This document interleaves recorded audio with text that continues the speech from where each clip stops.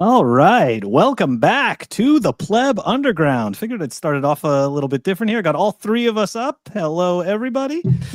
Excited for a very festive and should be a fun roundtable episode. Some of the topics we're going to be looking at are some Coinbase shenanigans. That also we are platforming the wrong people.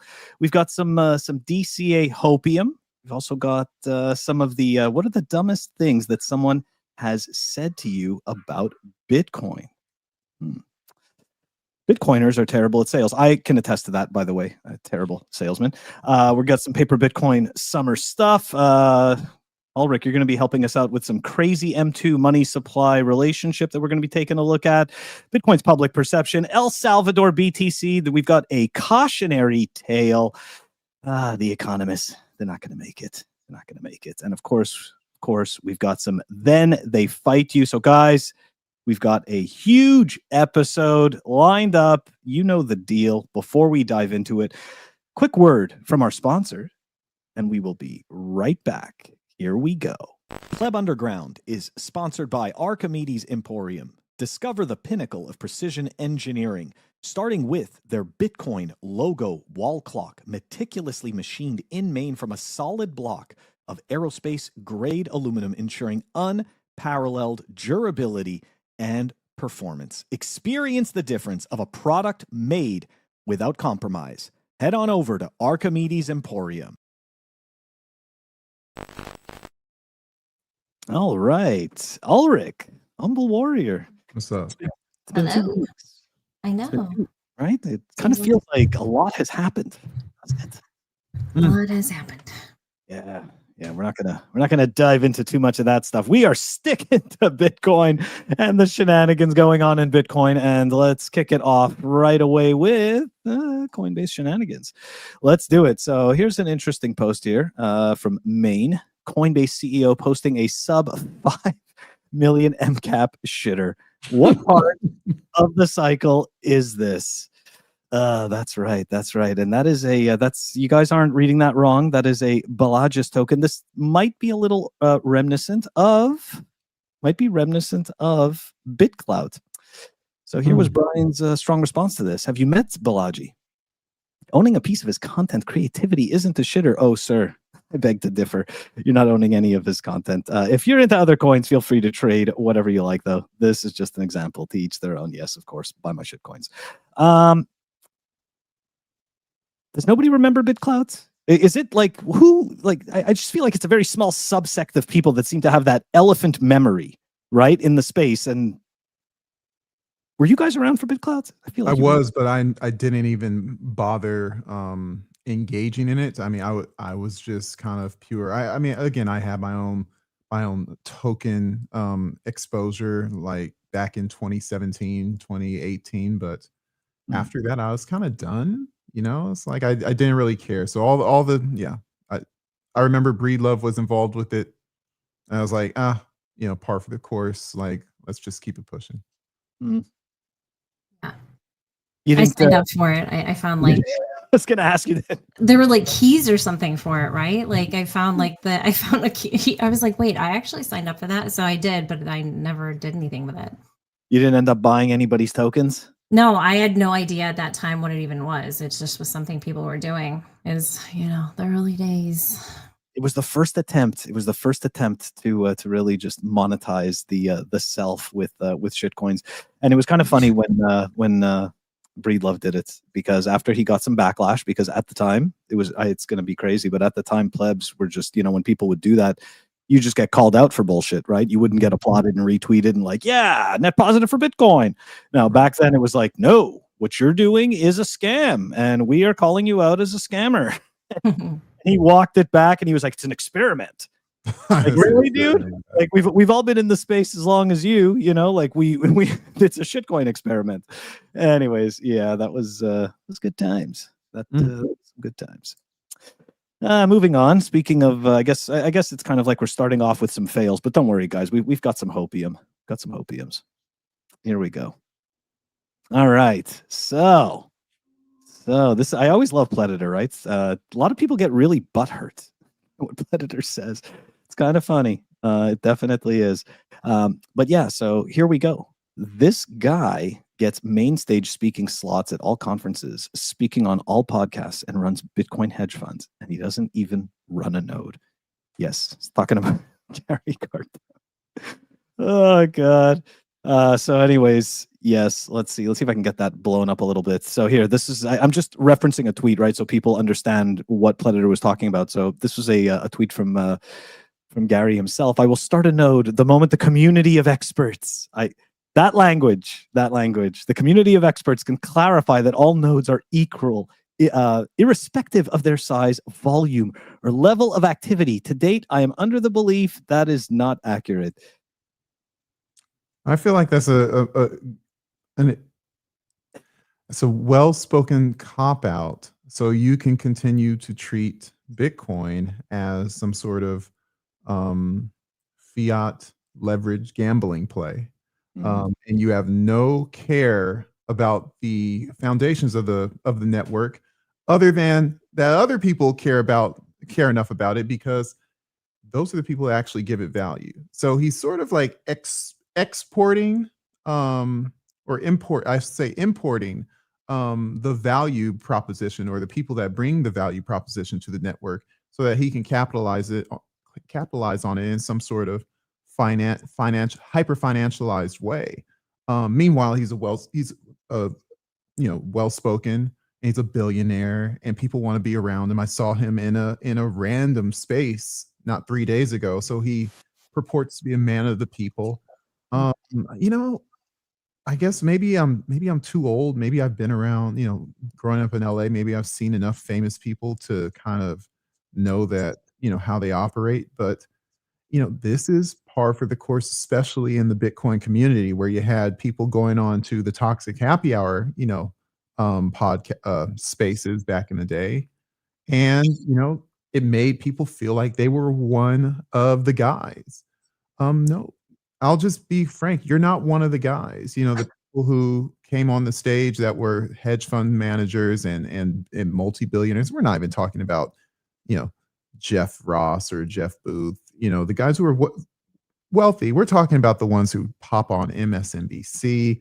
We're talking about the Max Kaisers. There's another guy, I forget, Mark something. You're not one of them. They use that little moment. They use that little moment when they go on the spaces as a tax write-off. Hey, this is marketing for me, bro. Okay, this is marketing for me. This is so all you guys can have a little story, take screenshots that you were on stage with them, so that you can have an affinity for them. So the next time that they need to lie to you, you're going to say, you wouldn't lie to me. Like, we're spaces buddies. Get real. Get real. I like that one. We're spaces buddies. Humble, you have any thoughts on you have any thoughts on the fact that Gary doesn't run a node but gets platformed everywhere? On that specifically, I think everyone can do what they want to do. Yeah, I think they can do what they want to do. Everyone's free to do that. I think it's just silly to call something like that out. Like, oh my gosh, she's not even running a node. Like, some people don't run nodes. It is what it is. I mean, what, not going to node? Do we have to say that? I mean, it's just... Oh my God. Oh my God. No, like, it's...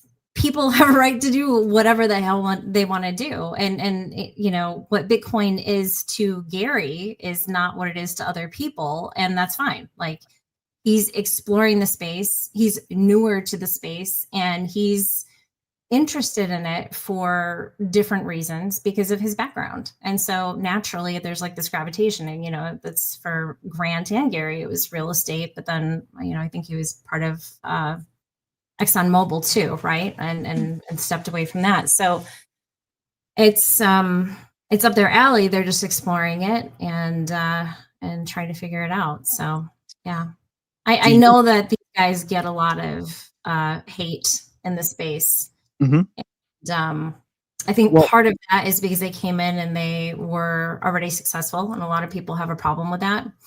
But I think that they're still in these, they're still trying to figure out where it fits in their life, and what they want to do with it and move forward with it. Hey Phil, bring up the tweet again. the Predator tweet. The Predator one, yeah. Yeah. Hold on one. So there's three things that he brought up that I would say that has Hold on. Very important point, and not necessarily a shot, not necessarily an argument against the Cardone brothers or the hedge fund guys that are involved in the space, but rather what he says is, 1, gets main stage speaking slots, 2, speaks on all the podcasts, 3, runs Bitcoin hedge funds. Now, of course, if you have the money to run a hedge fund, go ahead. But if someone is exploring and if someone is new, then you have to wonder, what are they doing on stage at a Bitcoin conference, or what are they doing on a Bitcoin podcast? And mind you, everyone's free to do whatever they want. But when Bitcoin Magazine brings people on stage, like for instance, Odell Beckham, Serena Williams, Aaron Rodgers, that was the first conference I went to in 2022, and I was like, oh, that was the keynote speech. That was the welcoming speech for the Bitcoin conference. They bring these Hall of Fame athletes on that have no idea what Bitcoin is. And so I hearken it back to, you guys saw my little Charlie Kirk episode and how I'm reading the Bible on the Pleb Underground. If you're going to Sunday school, if you're going to church and someone is on stage that isn't a minister, that isn't a studied person of theology, but rather they are a rock star, or rather they're a famous actor, and they're talking to you from what would be seen as a foundation of expertise, or as a foundation of some sort of knowledge, some sort of respectable knowledge. I don't want to say expertise because we know, trusted experts, but some sort of foundational knowledge. We respect that platform, and we can't help but be guided by that platform. So if that platform is manipulated or used or abused in a way that's like the wrong people are there, it could potentially steer people astray. And so either we are cognizant of who is on the platform, and we have to have some sort of judgment, objective judgment, or the people who own the platform have to have some objective judgment. It's like, why would I be putting Gary Cardone on stage talking about Bitcoin when he doesn't know about Bitcoin, when he is learning? Hey, Gary, learn Bitcoin. Come back in 3 years. Let's talk. And I think that's what Predator is talking about. I think that's what I'm generally talking about. I don't mind that Gary likes Bitcoin, but he is put forth in an accelerated way as a leader. And that is wrong. And therefore, he is now leading people astray. So, I can understand. I mean, if someone's going to view him as a leader, and I think that's where, I'm not sure if that's the case. It would seem so if he's on stage. I don't know that he's claimed to be a leader in the space, but from a marketing standpoint, it makes sense to me that a conference would say, yeah, let's have him come on because he's already famous. He already has a following. And so what does that do? That introduces people who are already following him to Bitcoin that much more, because they're like, oh, I already follow this guy. And look, he's into Bitcoin. Like, I want to learn more. So it's not like this perfect maxi way of evolution, right? But that is correct. And there's going to be misinformation, and there's going to be different things that happen. But I think that it makes sense, and then it doesn't make sense. It just depends on how you're looking at it. It's truly not a maxi way. That's pretty much the summary. Yeah. Let me ask you guys this, right? Because I mean, look, I think that you both bring up valid points, right? Like there's obviously nothing wrong. Like every single one of us was a noob, right? Like this is something, just as a human, when you grow up, right? Like you didn't just all of a sudden wake up one day and was like the best at tennis, or the best at golf, or the best at, any kind of sport. Like, right? You were a noob at stuff. Everybody was a noob at some point. And of course, Gary is too. But I think I guess for me, the issue is the onus, is there any onus on the people who have these platforms, right? To essentially pick, let's say, quality signal that possibly, has less of a following, right? Over something that is much, much more, has somebody that has a much bigger following, right? That is really just, again, bringing you an audience, but also has nothing to actually share about the topic that is even going to help his own audience. Like, indeed, he brings them he brings his audience with him, so to speak, right? But he's not actually a champion of Bitcoin per se. And I guess my whole issue is the creators, like, do they have any onus? Like, personally, I've always felt that yes, right? Because essentially you are, you're vouching, you're lending credibility to this person. And it kind of, what it does is it kind of says what you value more, not you personally. I just mean as the, content creator platforming this person, right? Because if you're platforming somebody because of their massive following or the fact that, they're a billionaire or whatever it is, then obviously that's what's important to you. And there's nothing wrong with that, but that's just what it is. So yeah, I guess maybe that's where the, the variation comes in. Well, and time will tell. I see the comment in there. Bitcoin is just a trade for Gary. He will bail when the trend stops. Yeah, there you go. It's up there. And time will tell. Like, is he going to stick around? Who knows? All of us have had to stick around for a period of time to be able to show that we're not just like here for something. And so I think that in this case, maybe Maxis will have to see a little bit more. Will he stand the test of time? Who knows? Seems to be very passionate about it, but it's an up and coming thing. There's a lot of opportunity here for entrepreneurs, and people see that, and we know that. Absolutely. Mm-hmm. And 100%. Yeah. So, all right, jury's out. We'll see what he does. Hopefully he eventually runs a node. Okay. Hopefully really? He has to. Yeah. No, he doesn't have to, but hopefully he chooses to. That's all I'm saying. So what version? Right? Okay. That's all. I'm about freedom. Hopefully he chooses to. Okay. Is he going to filter or not? I don't know. Okay. I don't care what he runs. I don't care what client he runs. Yeah. Okay. All right. We're moving on. All right. So here we go. Let's dive into some DCA Hopium. All right. We're going to actually, you know what? Maybe before we do that, we'll see some Hopium first from the CEO of Bitwise. Let's start with some Hopium from him here. So much fundamentally positive news, and it's just been buried sort of in the background. We've caused ourselves to ignore it. There's the strategic Bitcoin reserve. There's the SEC pulling back on essentially every lawsuit. There's progress on stablecoin legislation. There's talk of market structure legislation. There was the White House crypto summit. These are game-changing positive developments that should put Bitcoin trading at $150,000 or $200,000 today. It's been suppressed because in the short term, this overhang of the economic uncertainty is weighing on the markets. I think if that is released, we're at new all-time highs quickly, and we're on our way to where I think we'll be at the end of the year, which is Bitcoin 200,000. So I think there's been this sort of suppression of really good news. If that suppression is removed, I think it's a coiled spring. So in that scenario, I think we do exceptionally well. Is there anything else that needs to happen to get us to Bitcoin at 200K by the end of the year? I don't think so. You have these three horsemen of insatiable demand for Bitcoin. You have the ETFs, which I continue to think will have strong net flows this year. You have companies. We saw MicroStrategy buying more Bitcoin. I think the number of companies buying Bitcoin is going to triple this year. I think the game theory is on. It's slower than people maybe want in this impatient crypto world, but I think countries around the world are going to be buying Bitcoin. So there is structurally more demand than supply in Bitcoin. I think all we need is to release this sort of economic gloom that's hanging over us. If we do that, I think it's straight to the races. A lot of happy things being said over there. A lot of happy things. Hey, look, obviously, I'm not going to sit here and be like, oh, no, if we see 200K Bitcoin by, early 2026, I'm going to be super upset. Obviously not. I'll say the same things, right? It's all this pent-up demand. It's all just waiting.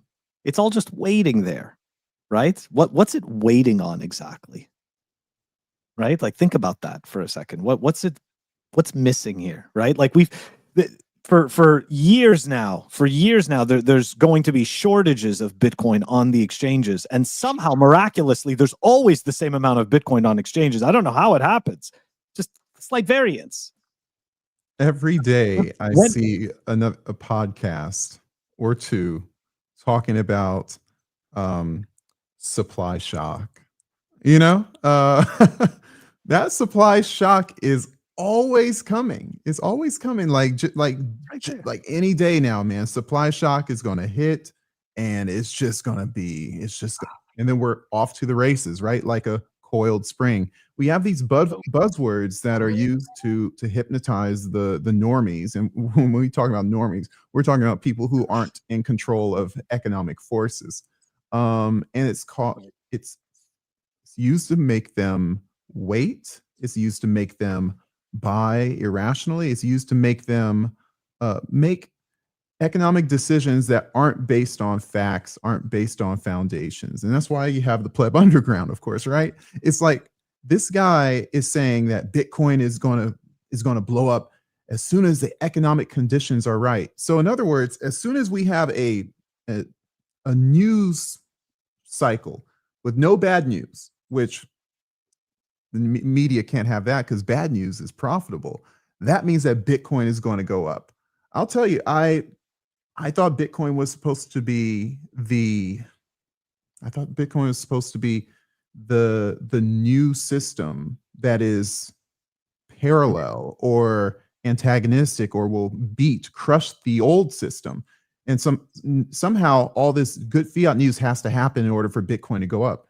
So what's the grand use case for Bitcoin? And plus, and we'll probably, I don't know if we even talk about this. We know the Fed is going to reduce rates in 2 days or like in less than 48 hours. And we're all happy about that. We know that means that people bail on treasuries because less, the returns are less. They're going to have to, people with big pockets are going to have to take risks. But at some point, those treasuries, the Fed rates will pause. And I'll tell you, I remember what happened in 21 when Jerome Powell announced we're not dropping rates anymore. Just pausing, not raising rates, just pausing, shocked the hell out of the Bitcoin, caused the bear market. So what happens when we may have to pause, or we may not absolutely be sure that Bitcoin is going to that the rates are going to go down the next 6 weeks. There's a lot of stuff that hinges on fiat stuff, that hinges on Bitcoin blowing up. Why don't we just take our time, understand that money is generally going to come in, and there will be a time when money will generally come out of Bitcoin. And these guys that are using this hype train, you got to turn them off, because if you don't turn them off, you're going to get twisted up by their sales tactics. And there's a reason why he's in that position, because he can bring y'all to the yard to make a profit for his company. Y'all. It's very nice. Yeah. Bitwise. The audience. Oh yeah. I was like, I'm like, wait a second. I'm like, who's he talking about? The CEO of Bitwise? I know. Yeah, he is. Like, obviously, right? Like, he's got tons of products to sell. Yes, so. He does. And you don't need to sell Bitcoin, and we all know that. So that's my comment. Yeah, exactly. And speaking of which, here we weren't actually supposed to do full commentary on that, because this is just really hopium to get everybody psyched up. Oh, well, you guys got to reel me in. Hey, man, I'm not gonna. Hey, look, like, you're going off. You know what? You're going off. You got a good rant going. I'm not gonna stop you. Like, solid. I can have a rant about almost anything. That's part of the fun. Okay, so here's some good individual hopium, right? Like, not just like some guy telling you that it's all going to be crazy. Here's some real numbers from Wicked himself, right? The Apple, saving in dollars versus gold versus Bitcoin after 400 weeks of a $50 DCA. You'd have $20,000 had you saved in dollars. 11.322 ounces of gold were $38K had you saved in gold, or 1.37 BTC worth $148K had you saved in Bitcoin. And check this out. Wicked always does these amazing graphics, right? It's like, no. Reading it isn't enough. You need to see. You need to see the freedom go up. Once you see the freedom go up, you'll understand why you're doing this. Anyways, yeah, no, this is solid. This is, to be perfectly honest, this is the kind of stuff that would get me. this, like when I see the long-term type of stuff. Well, I That's mean, what this is what forced should get me. everybody, right? You It know? should, but for some Yeah. reason, people are still like, I don't know, it's a bit I like how volatile. this is a and very risky. long one. It just keeps going. Yeah, it keeps going and going. It's crazy. I And think then at you have some to, point, I don't ask remember what yourself, it's when called. did you first, we always like this question. This question does good with the the social media cycles. When did you first hear about Bitcoin? When did you first denounce it as a scam, or you said no thank you? And then you look at that and it's Oh. like, well, where is that where has it been since then? And then you go back to someone else who saw it, or maybe someone found out in 2022 or 2023, and it's like, okay, now I'm paying attention, and it's still going up. So the catch is like, you have to understand that what is going up is recognition of Bitcoin's value, and what's going down is the unit value of a dollar bill, and it's going down because of not just nature. People have you believe that inflation's natural. No, it's baked in based on the politicians. If there was no dollar, if that's the funny thing, like if they didn't create more dollars, the dollar may be kind of okay, but it would quickly unravel because of all the debt in the system, and they have no way to pay for it, and it would be crushed in probably a year. But Bitcoin is not dependent on any political force. And we need to just look at those charts a little bit more often, and get off of the the CIOs and the CEOs and what Larry Fink thinks. That's very important. I keep seeing those BlackRock Bitcoin buys. 700,000, right? Yeah. Yeah, they've got so much Bitcoin for the ETFs. I showed that to someone today, my coworker, and she's like, oh yeah, did you hear like BlackRock bought like a billion Bitcoin? I said, oh, really? Here's what I want you to do. BitcoinTreasuries.net. Let's go. Now here's an exercise. This is not my coworker. This is actually my employee. I signed her time cards. Now here's what I want you to do. I want you to go find BlackRock in this list. She had to go, oh, 6? What do you mean 6? I had to explain the ETFs to her. She said, that's so fake. I'm like, you want to hear real news, you should watch my videos more often. And she laughed. Okay, you know what? If there's one thing I've learned, that advice has to come from a complete stranger, and then you'll listen to it. If it's from a complete stranger, it's like, oh, well, that's, of course I'll watch that. But if it's from you, what's he talking about? A prophet is not honored in his own home. That's right. That's right. Okay, we're gonna move on to the dumbest things. Ooh, this is a fun one.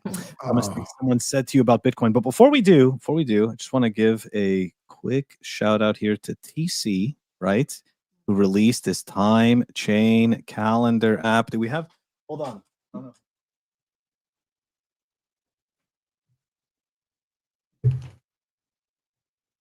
Estimate. There you go. It's the first time I've ever used the sound, and it didn't work. Anyways, it doesn't make a difference though. So take a look at that, right? Time chain calendar app. Install it on your phone. Good times.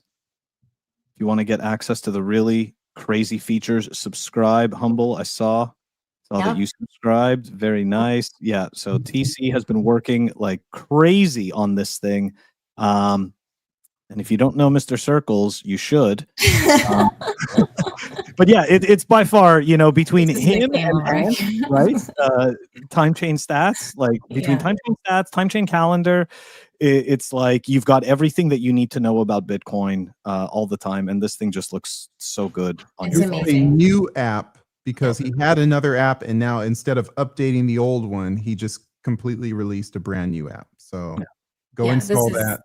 Yeah. I mean, this is on the Apple Store and the Google Store. And I mean, I'll tell you what, like, you want to talk about a passion project. This is, wow. Like I can't, like, is there anyone more passionate about? I don't think so. Like, I just don't. So like, it's amazing. Like it had to be like perfect, really, and the tools that are on there, it's amazing. And I'm a designer, so I love the aesthetics of it. It's very user friendly, and it's just. Did you like the setup?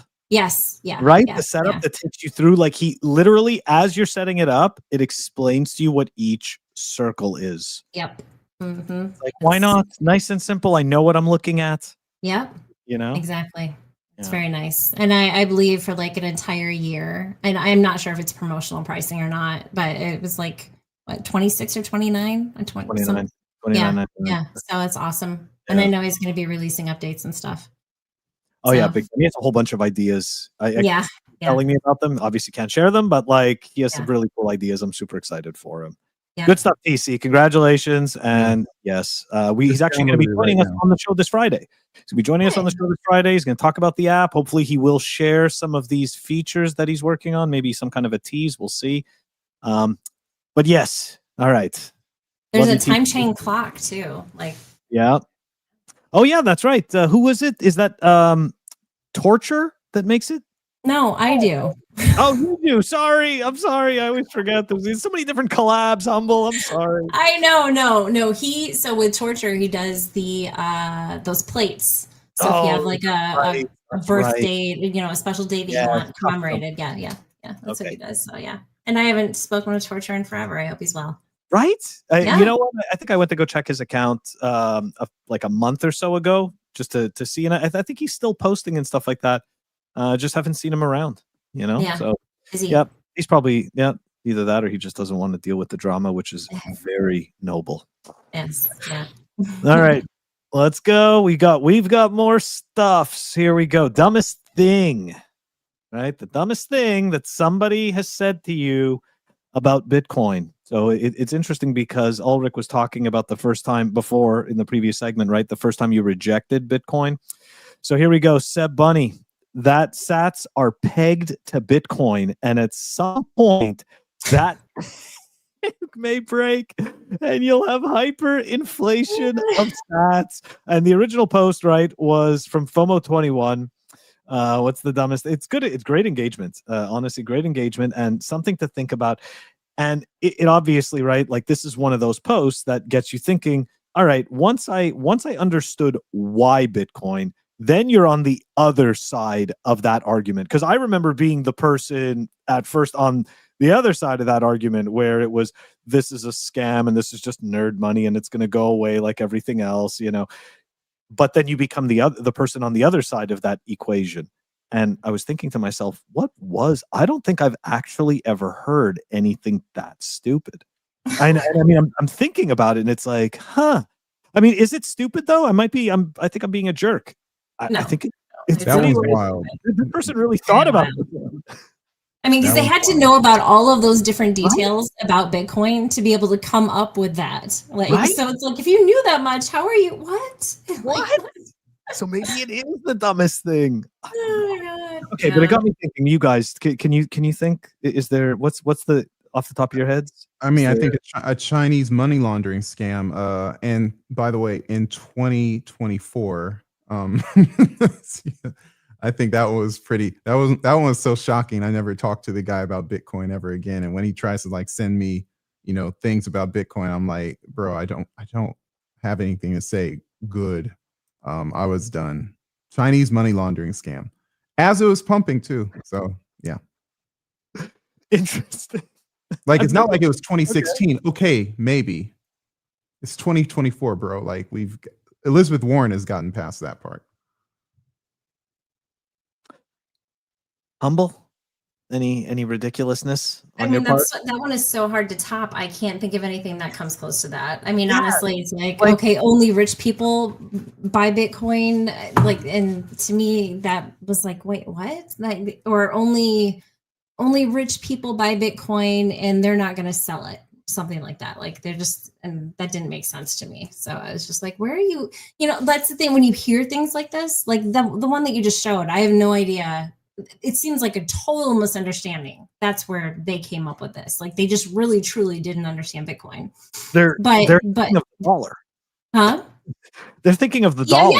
Yeah. It's it's the thing it's supposed to like solve. Like it's completely different. But so for the one that I had heard, what I just mentioned, that's an opinion, and it's just like, okay, well, that's where are you getting this opinion? But obviously it's stuff that they've observed or their circle of friends, whatever, what they're hearing. So it's just kind of a different scenario. So my mind is blown by that quote. I didn't see that in the notes when I was reading. That's hilarious. I had to reread it a few times. I'm like, what? What the heck? No, it is mind bending, right? Yeah. This is all programmed. It's, you can't even, like, that doesn't, none of this makes any sense. But Yeah.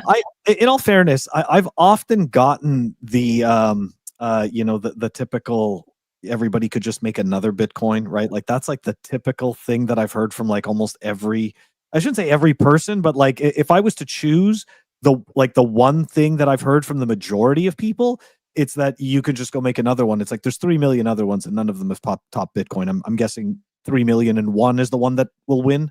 It'll be the one that has all those features that wins. So I often hear that one. And the other one that I often hear about, because they automatically think of the internet, and for some reason they talk about power outages, right? It's always what happens if all the power goes out in the world. And I can't believe that we've been here for 16 years. And even I think I heard that not even a year ago, right? From like a real person. And I'm just like, that's a very big proponent still, so because strange. you know why? Because a lot of very popular, successful gold people still will say that. And that one doesn't go away, because the whole premise of gold is that, yeah, like everything, we're in this dystopia, and now we, even the dollar becomes, even fiat currencies become useless. We've EMP wrecked the world, and so now we all exchange with gold, where gold will also lose its value because we will be in water world. Mad Max type of stuff. Yeah, I was just gonna say, I'm like, I noticed that for whatever reason, the gold bugs, they require the apocalypse in order to win this battle where they are correct, right? Where they get to walk out of their caves and be like, you see, holding gold was the right answer. By the way, most of them are holding gold certificates too. They're holding paper gold. Oh yeah, that too. Well, the paper gold is different, but I'm talking about the guys with the bars of gold that think they're going to be slicing off slithers and stuff and paying the neighbor and stuff with that shit. Like, none of that's happening. I mean, I'm sorry. In that scenario, nobody won. Okay, I don't care if you have the most gold, you lost. Okay, so like, I mean, if we just look at these movies, though, Mad Max, Waterworld, like none of them are playing around with gold at all. And these are stories that have been thought through. It's like, why aren't they using gold? It doesn't make any sense that think that the theoretical, the intrinsic value of gold will somehow be important to people who are going to be in nonstop war and wanton violence, trying to redraw the map, the political boundaries of the world. I'm sorry, man. It's like no one cares. I think we need to address this comment from Lord. Even that one takes the cake. That takes the cake. That's a good one. That. You know what? Honestly, you can have my Bitcoin if the sun explodes. I know that. I'll pay you some yield. You can have all the Bitcoin. Awesome. You know what? Honestly, though, I think it just goes to show the contempt that people have for Bitcoin. Obviously, not Rourke, but it's that type of question, right? Is that it's like the contempt that they have for people who have Bitcoin. It's like, I want this universe to end so that your Bitcoin will be worthless, because they realize that they think they missed the boat. Weird. Because they it's not enough that they discover an answer and go with it. They said they wanted to be the one that discovered it at $100, $10. And if they didn't, then they wanted to lose. And we see that all the time with the economists, with the people that are in tech, like all these tech people that hate Bitcoin. It's because they were focused on whatever they were doing, their Discord or their AI or something. And Bitcoin just kind of crept along. It's like, oh no, that's stupid. And then it blows up in 17, 21. And you see a lot of tech people that absolutely hate it. And they'll go to bat for Ethereum because maybe they missed Bitcoin in 2013, but they discovered Ethereum. So it's like, yeah, Ethereum. Why? Because they missed the boat on Bitcoin, not because they believe in Ethereum, because they wanted to be first to something. It's just, it's really just egotistical. They wanted to be so right, rather than being accurate. Kings of their own castle. BTC Moon guy brought up a good one. This is true. I totally forgot about this one. Oh yeah, the Jamie Dimon. Yeah, that's right. Yeah, what if Satoshi comes back and he races all the Bitcoin? Oh boy. Man, that is a good one. That's solid. I totally forgot about that one. He doesn't know how decent Satoshi again. Well, you can tell Jamie Dimon this. He wrote it so that he could not even do that himself. So I love when people bring that up. And of course, they rely on Jamie Dimon to tell me why I shouldn't buy Bitcoin, Big Daddy. Well, no, he's excited now. Jamie Dimon's totally excited because they're going to tokenize rights, because they're going to tokenize stuff. So now he's psyched, right? Now it's like, hey, you guys are coming to play in my little park over here. We're going to sit in my sandbox, and you're all going to pay me rent. Yeah, he's going to take over the educational system. That's for sure. Yeah. I just want to give a shout out real quick to Dieter Bob. Thank you for reposting the stream. That Every was very time. kind of you. It is. It's great. It's very nice. Yeah, thank you so much. We really appreciate it. Honestly, I know I definitely don't do enough asking of likes and retweets and stuff, but it would help, and we appreciate it every single time somebody does it. It means a lot to us. It means a lot to the algorithm, and it's funny because like we're proud people. You know, Phil is a hard worker. I'm a hard worker. You know, we like to create value, and we like to think that people are not humble. Humble's actually a very hard worker. I'm just too humble. It's humble. We got humble, and we're hard Rick. I appreciate that. That's really great. I'm sorry, but Humble is not a hard worker. It's just sort of clear. All over again. Even harder than us. She has 2 clothing lines and a mom. I'm sorry, but here I am being a chauvinist, right? I now I have to move. I'm in the penalty box. No, but it's turning into a DEI. Reported. Okay. Oh boy. Cancelled. Reported. We try to bring value, and we appreciate all the regulars coming out here. But you know, this is a community effort, you know, and the more that we help each other get the narrative out, when we promote TC's time chain calendar, when you guys promote the Pleb Underground, it helps us break through the noise, like my old theme song did with Down with the Underground. When we can break through the noise together by retweeting, by liking, by sharing. Every single post Phil puts out for the channel, I make sure I retweet it. I don't even care what it is, because guess what? If my little voice can help this channel out, it's for the greater good. It's not for my pocketbook. It's for the greater good. It's for the benefit of this channel, so that people can get correct information. Anyways, rant over. I appreciate it. You're so much better at selling Pleb Underground than I am. I could be a CIO for. I know you could. I mean, the positions are open, by the way, guys. There's tons of positions open. We have the lowest Bitcoin per employee. What about our Bitcoin treasury, though? Should we speak about that for a moment? Our Bitcoin treasury. We actually are going to be talking about Bitcoin treasuries very soon. No, but our Bitcoin treasury. I mean, we got to get people excited about our Bitcoin. That's why you should join us now. Bitcoin per share is going up exponentially. We stack for free. But have you noticed? I know we can get on to the next subject, but this is something I was actually speaking with somebody else about earlier. That like we all have our things. We were talking about like salesmen, right? Like we are our own worst marketers. Like we can market the crap out of everybody else's stuff, but when it comes to our own endeavors, it's like we don't do that because because we're friends first, you know, I guess, and we value that over profit. I don't know. It's very interesting to me, but we want to help other people out so much because we see the value in what they're doing. And obviously what we're doing, we see value in, but we don't want to like push it in everybody's faces in the online world because it's like relationships first, right? I guess maybe it's this naive belief that maybe because you are willing to see value in what someone else is doing and be, you know, like, and be helpful to them, that you believe maybe that they'll be doing that, you know, that not necessarily them, but that other people would do that for you. I can tell you, I have that naive belief. And, you know, it's like, don't sing your own praises, right? Yeah. Like if you're doing the work, others will sing your praises. And I can honestly say that is somewhat true. Somewhat. But not always true. Not enough for it to be both situations working. So right. I can't say it's not all correct. So, but I appreciate you making that point, Humble. It is true, and it's almost like maybe I don't know if it's like a secret type of shame, right? That it may come across as too prideful to be shilling your own stuff.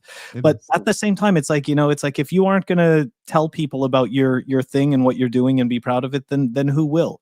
That's right. Maybe your good friends will, but like even them, right? Like it's tough. It is definitely tough. But well, here's the thing, right? And this is something that I want to point out, because I know you, right? And I know, like, okay, so I'm going to assume that you don't want to like put it in the different chat groups to let people know that you're live for the 12 o'clock one that you do, like that. right? I just don't like polluting it, right? Like I know, but right? I want you to do that, so I'm reminded, because I'm actually so busy doing all these other things, that if you were to do that, I would be like, oh yeah, that's right, I want to tune in, right?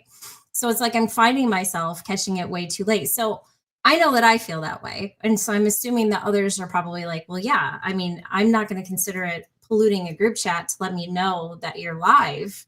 I consider that like a notification of, hey, if you want to join, you join. If you don't, you don't. But thank you for letting me know. You know what I mean? But it comes across as shilling your stuff, right? And I get that, but it isn't. But it isn't. Not coming from you. I'm working on it. I've had had a couple of bad that show their experiences. stuff in the group chats, and I immediately see them as the bad guy. So Yeah, I get where the bias is coming from, Phil. Yeah. No, I get it. Sometimes we just have to get out of our own way, right? Like sometimes it's just, and it goes to show, right? Like it's like, maybe I care about what other people think in the wrong instance, right? Like that's what that mirror is telling me, like when I shouldn't give a shit. So either way. But speaking of terrible at sales, right? Let's dive right into it, since we're talking about how terrible we are at selling ourselves. All right. Okay. Here we go. So this guy's been putting out some pretty base tweets, not going to lie. He insulted the podcasters, though. He did insult the podcasters, but it was a based tweet nonetheless. All right, let's not this tweet, a different one. So, most bullish thing about Bitcoin is that it succeeds despite Bitcoiners, not because of them. So far, I'm agreeing. We're terrible salespeople. I will own this. Yes. Suck at user experience. I disagree. But I know that some, I could see that. Can't explain it simply. Turn every conversation into a lecture. Okay, that's true. And it still went to 100K. Imagine if we were actually good at this. And Fernando, I got to tell you, man, he's right. He is absolutely. I don't think that he's wrong. He kind of hit the nail on the head. This was something I used to say quite a few years ago when I realized shitcoiners are amazing at sales. Right. Because, and again, I get it, right? They hire marketing teams and stuff like that, but that's the point. It doesn't there's no referee out there, right? Like you're not like, hey, whoa, you're not allowed to pay that company to advertise for you. Oh, that's a foul. None of that shit's Ref, happening. do something. Like, there's actually a meme out there that says, ref, right? Do something. Like, you're fucking, you're paying somebody, they're shilling your stuff and you're winning. There you go. That's the bottom line. So, guys, maybe we could be better at sales. I don't know. What are your thoughts? How great is Bitcoin that Bitcoin can go up despite the failures, despite the shortcomings of imperfect people? Again, I think it just goes back. It goes back to math. It goes back to economic principles that are beyond what some Keynesian pushes onto you from a textbook that some other Keynesian wrote. It just gets back to the atomic value exchange dynamic that Bitcoin is, that money is finite, and that we're going to find the best money and put all our value in it. And slowly but surely, it is Bitcoin over time, 16 years, with imperfect people, with degens and cypherpunks and drug dealers and regular folks that have all kinds of shortcomings, and yet still. So it's going to keep going, and it's going to go through its ups and downs, but it will be generally up and to the right. I like that. So Yeah, they don't have to worry about essentially having like a history and economics lesson with somebody to try to get them into their project, right? Whereas with Bitcoin, we do. And that's what makes it so fun. They just have to sell their community because that's what it is. It's a whole bunch of people that are looking for a community. And fun fact, Bitcoiners like to say we don't have a community. So we're like, yeah, we have no community to sell, even if we wanted to, even though we do have a actual online community, but Bitcoin isn't a community or an ecosystem, whatever. All these fun little facts. Yeah, they've got it easy. Yep. They get fun little things that, you know, they can have little NFTs and little ordinal wizards that are all different colors and have fun little interchangeable things. We're just, but we're cooler. We have orange, and orange is pretty based. By the way, thank you, Plankton, for reposting the stream. Yeah, we appreciate it, Plankton. Thank you. But we have multiple communities. They just don't all agree on what a community is. And in reality, right? Like if you know, all joking aside, I mean, there's no community around the dollar, right? Like, is there like a community around, like, you know, it's just kind of like, I mean, if Bitcoin is money and all this stuff, then like there is a community. You're just not invited to it. Yeah, that's a good point. Actually, we are definitely not sitting at the table. I promise you this. I haven't gotten an invite to the club.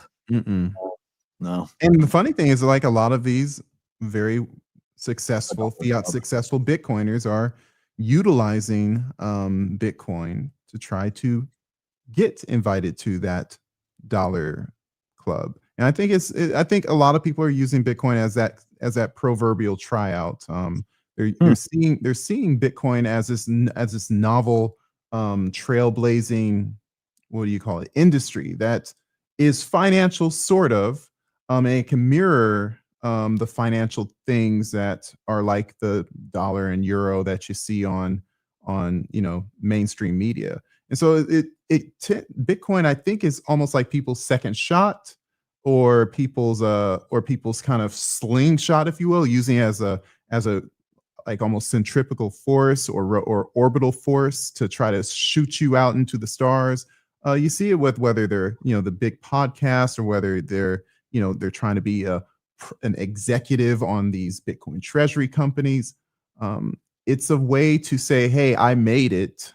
The problem is that because of a lot of these very Ponzi-like structures, because of the incentives of they're just using this as a platform for greater things rather than hyper Bitcoinization, it's very important that they get out, I guess, at the right time. And so you see a lot of wheeling and dealing and quickly moving to show, hey, look at all the successful things I did in Bitcoin, but where are they headed? So I don't think long-winded answer to say, a lot of famous Bitcoiners aren't really here for Bitcoin to make this a Bitcoinized world, but to trailblaze a path for them to greater personal success, which, again, everyone has that right. But make sure you we all have to have discernment of, why am I following this person? For what aim? And that's important for you, so you don't get tricked by the person who's using you and your audience for their personal gain. Anyways. Yeah. Well said. Just a couple of comments here. So from Vake, if this is the same Vake from last cycle, it's been a long time, man, and I hope you're good. If that is the same person, super cool dude. Anyways, Bitcoin was a community long ago, but it's grown. It's simply gotten too large and diverse to be considered one group. I think that's, which was inevitable. Right, totally inevitable, and very well said, Vake. If that's you, I hope you're doing well. Even if it's not you, I hope whoever it is doing well. But it's just if it's the person I remember. But anyways, DJ Grip, Bitcoin isn't hard to understand. It's hard to unlearn the system you were born into. Nailed it. That is exactly it. And there's a certain amount of ego and just I don't know if it's like stubbornness, like to a certain extent, right?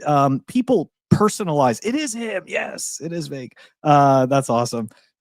But people like to personalize experiences, right? And things like this. So the thing is that, like, if you start telling somebody, right, that everything they've learned is completely wrong, right? Is the complete opposite. It's almost like a breakdown of that individual's personality, right? Even though that's not actually what's happening, like in their own minds, like depending on what they think in some cases, right? Because people personalize things, it might actually, they might actually think that stuff, so all of a sudden it's like, well, if I don't have these beliefs, then who am I? Right? It's like, well, that at that moment, the person has confused their thoughts with who they are, right? Like you are a person having thoughts. You are not thoughts having a person. So it sounded weird. Anyways, but it's accurate. And another analogy is that, when you go into martial arts, I've heard this, even though I'm very tangential in martial arts, but I've heard this plenty of times before, that, to learn a punch in one martial art, you must first unlearn how to throw a punch in the one that you already knew. So is it actually easier to teach someone how to throw a punch when they're completely clean of any previous learnings? Because again, you just bring too much to the table that is essentially getting in the way of you truly learning this craft. Let's see, we're even spouting deep wisdom here. I'm pretty sure I may have even said that one before. But yeah, it's unlearning. Bitcoin is the great unlearning. So look, we're born into this really toxic system, and not to say that there won't be bad people in a Bitcoin system, but the people who run the system have advantages that they would not have in the Bitcoin world, and they're trying desperately hard to keep Bitcoin in this same system, and they're gonna F around and find out soon. Oh yes. All right, are we ready to take a look at some paper Bitcoin summer? Oh, summer's almost over too. We were talking about being salesmen, right? We're talking about being good salesmen, right? Talking about communities and all that stuff. Well, oh boy, another one. All right. Well, no. Yeah, I wanted to talk about this. So I got to be honest, right? Not your style. Oh no, I think it's totally cool. But I'm learning something about collecting shoes is that if you don't keep them in like some hermetically sealed type of thing, eventually the shoe frickin' falls apart and like 10 years later, you were gonna say that. I'll be right back. You go to wear it and the frickin' sole like rips in half, and it's I'm not a shoe collector, but I do have older pairs of Adidas skate shoes that they don't make anymore, which obviously I've learned this lesson, and that's why I'm telling this stupid story. We just lost Ulric. He just got up and walked away. Yeah, he's got to get his shoes. Like the books, it's like the do-rag, I mean, it's like his shoes. Conveniently available right there. Oh, that's great. What are you going to show us? Well, these are some dunks that are desert camo. Nice. Probably 22 years old, and I don't wear them anymore, but yeah, because I didn't keep them sealed. A lot of damage on like the paint stitching right here or the leather stitching right here inside, all damaged. And it's a lesson learned, but it is. I saw the MicroStrategy dunks, and it's like, these are the only pair of dunks I've had, and I've had them since college, and I feel like I had to share them. So culture segment over. No, very nice, very nice. Actually, interestingly, I just got the retro Jordans, the retro 4s, the stone cave, I think it's called. It's kind of like this brownish gray. It's hard. You know what? I haven't had a pair of Jordans since I was like 12 years old, and I was like, you know what? I'm like, you're like me 3 years ago when I went on. I have one pair, right? I just want to have like one pair. You'll have another one next year. No, I won't. I won't, because I'm already regretting it, right? Because of course I have like a whole bunch of pairs of Vans and like Supras, and I'm sitting here telling you I'm not a shoe collector, but But now that we have the audience intrigued, it's the sneakerhead segment momentarily, I guess. Yeah. So if you have your favorite sneaker, go ahead and pop it in the comments. We'll take a look at it. I think I have like 2 pairs of Jordans. But one my daughter gave to me, and then the other I found at a thrift store for like $5, but they're worth like $2,500. They're like these old, I looked them up and I was like, that's a story. That's funny. Yeah. Congrats. So it's pretty amazing. I haven't sold them yet, but that this is so right as well. And that's like, even though they could probably last a good 10 years, I'm going to make sure I get my wear out of them. That was a mistake for those, but I knew that they were so good that I was like, I have to keep them even as they wore out, and they just wore out even more so. So I'm just going to get them redone. It'll probably cost $200, but they're nice. And you know, they'll it's like getting a new paint job for a car. So, but yeah, he's right. You know, there's only Bitcoin is really like this thing that doesn't wear out, at least from a temporal standpoint. As much as anything, you know, in this world cannot wear out, Bitcoin is one of those things. The glue comes apart. The glue But comes the apart. whole reason why we brought this up, right, was not to go down the rabbit hole of shoes, which is great because it's a good time. But I mean, you know, this guy's got like 600,000 Bitcoin, right? Guy's got like 600,000 Bitcoin. He's spinning out like one financial product after another, right? And like this is the marketing, right? Like they're going in, they're getting shoes branded. Like, shouldn't you be trying to like build out that software intelligence business, bro? Like, it's like you have this whole business that like supposedly already makes money, right? Like, I mean, okay, fine, it's losing money, but it could be making money if you invest in it. And instead, like, I don't know. I guess maybe I just don't get this because the public company I worked for, like, it's like this is not what they were wasting their money on. I mean, they were wasting their money on other useless crap. But like this seems like bro, like they actually had positive operating income, right? So the company I worked for, like, they could afford to waste money because they could actually afford to pay the shareholders and they could afford to keep the lights on. But this guy, I know that everybody thinks because he holds all this Bitcoin that he can, but like, it's what people want. He won't be able to afford it much longer. How much that is low. Are they learning from? Yeah. You know, how much are they learning from these crypto shills? You know, they bring in the marketing companies, exactly, right? And now they have to get into the shoe shilling. Oh, it's like we're going to get a special partnership. It's probably not even a partnership. They probably ordered a bunch of dunks and just custom made them. You know, they didn't get it. There's like a minimum order. Yeah. Yeah, it's like that sounds like something that an NFT community would do. That sounds like something an ICO would do. So really, out of all the examples that we've had since 2017 with the NFTs and the ICOs and the crypto shills, all that's happened is that the major Bitcoin players have said, you know what? They were actually right. We were wrong. That's what the big Bitcoin players are saying. Now, maybe all it takes is a bear market for them to be woken up. But it's like, the problem is people who have affinity towards them are getting drawn into this, and it has a similarity to what we saw in 21 and 17. And regular people are getting wrecked because they like to see Michael Saylor as a hero. And because he's a hero back then, he's still a hero now. And you have to have discernment with how people are growing and when they've finally grown past what you need as a role model or as an example. And I just feel like Michael Saylor and his company has outgrown what the average Bitcoiner needs to be listening to. And I'll keep saying it until something happens, something critical happens. Then I won't have to say it because it'll be the proof will be in the pudding. So on this note of Michael Saylor and MicroStrategy here, we're going to make it burn a little bit more here, a little more burn for everybody in Paper Bitcoin Summer because it's hot. It's hot. Paper Bitcoin Summer. That's right. Robinhood shares soar 15%. Not MicroStrategy shares. Robinhood shares. They soared 15% after getting. That was mine. That was for me. No, was it? That was no. I'm saying that's what the MicroStrategy show. Okay. I was like, wait a second. Oh, sure. No. Okay, because this is one of our links in the page. I mean, this was one of our links in the chat. So, right. But yeah, no, exactly right. Okay. So, but look, there was a video with Michael Saylor specifically saying he wasn't surprised, right? Like, in all fairness, and this is something I said. I think the only people that were surprised were the people that are listening to the Hopium dealers, right? That's like right. the Adam Livingstons and all of these random people that showed up to shill you MicroStrategy day and night. Like all of a sudden they're getting paid for it.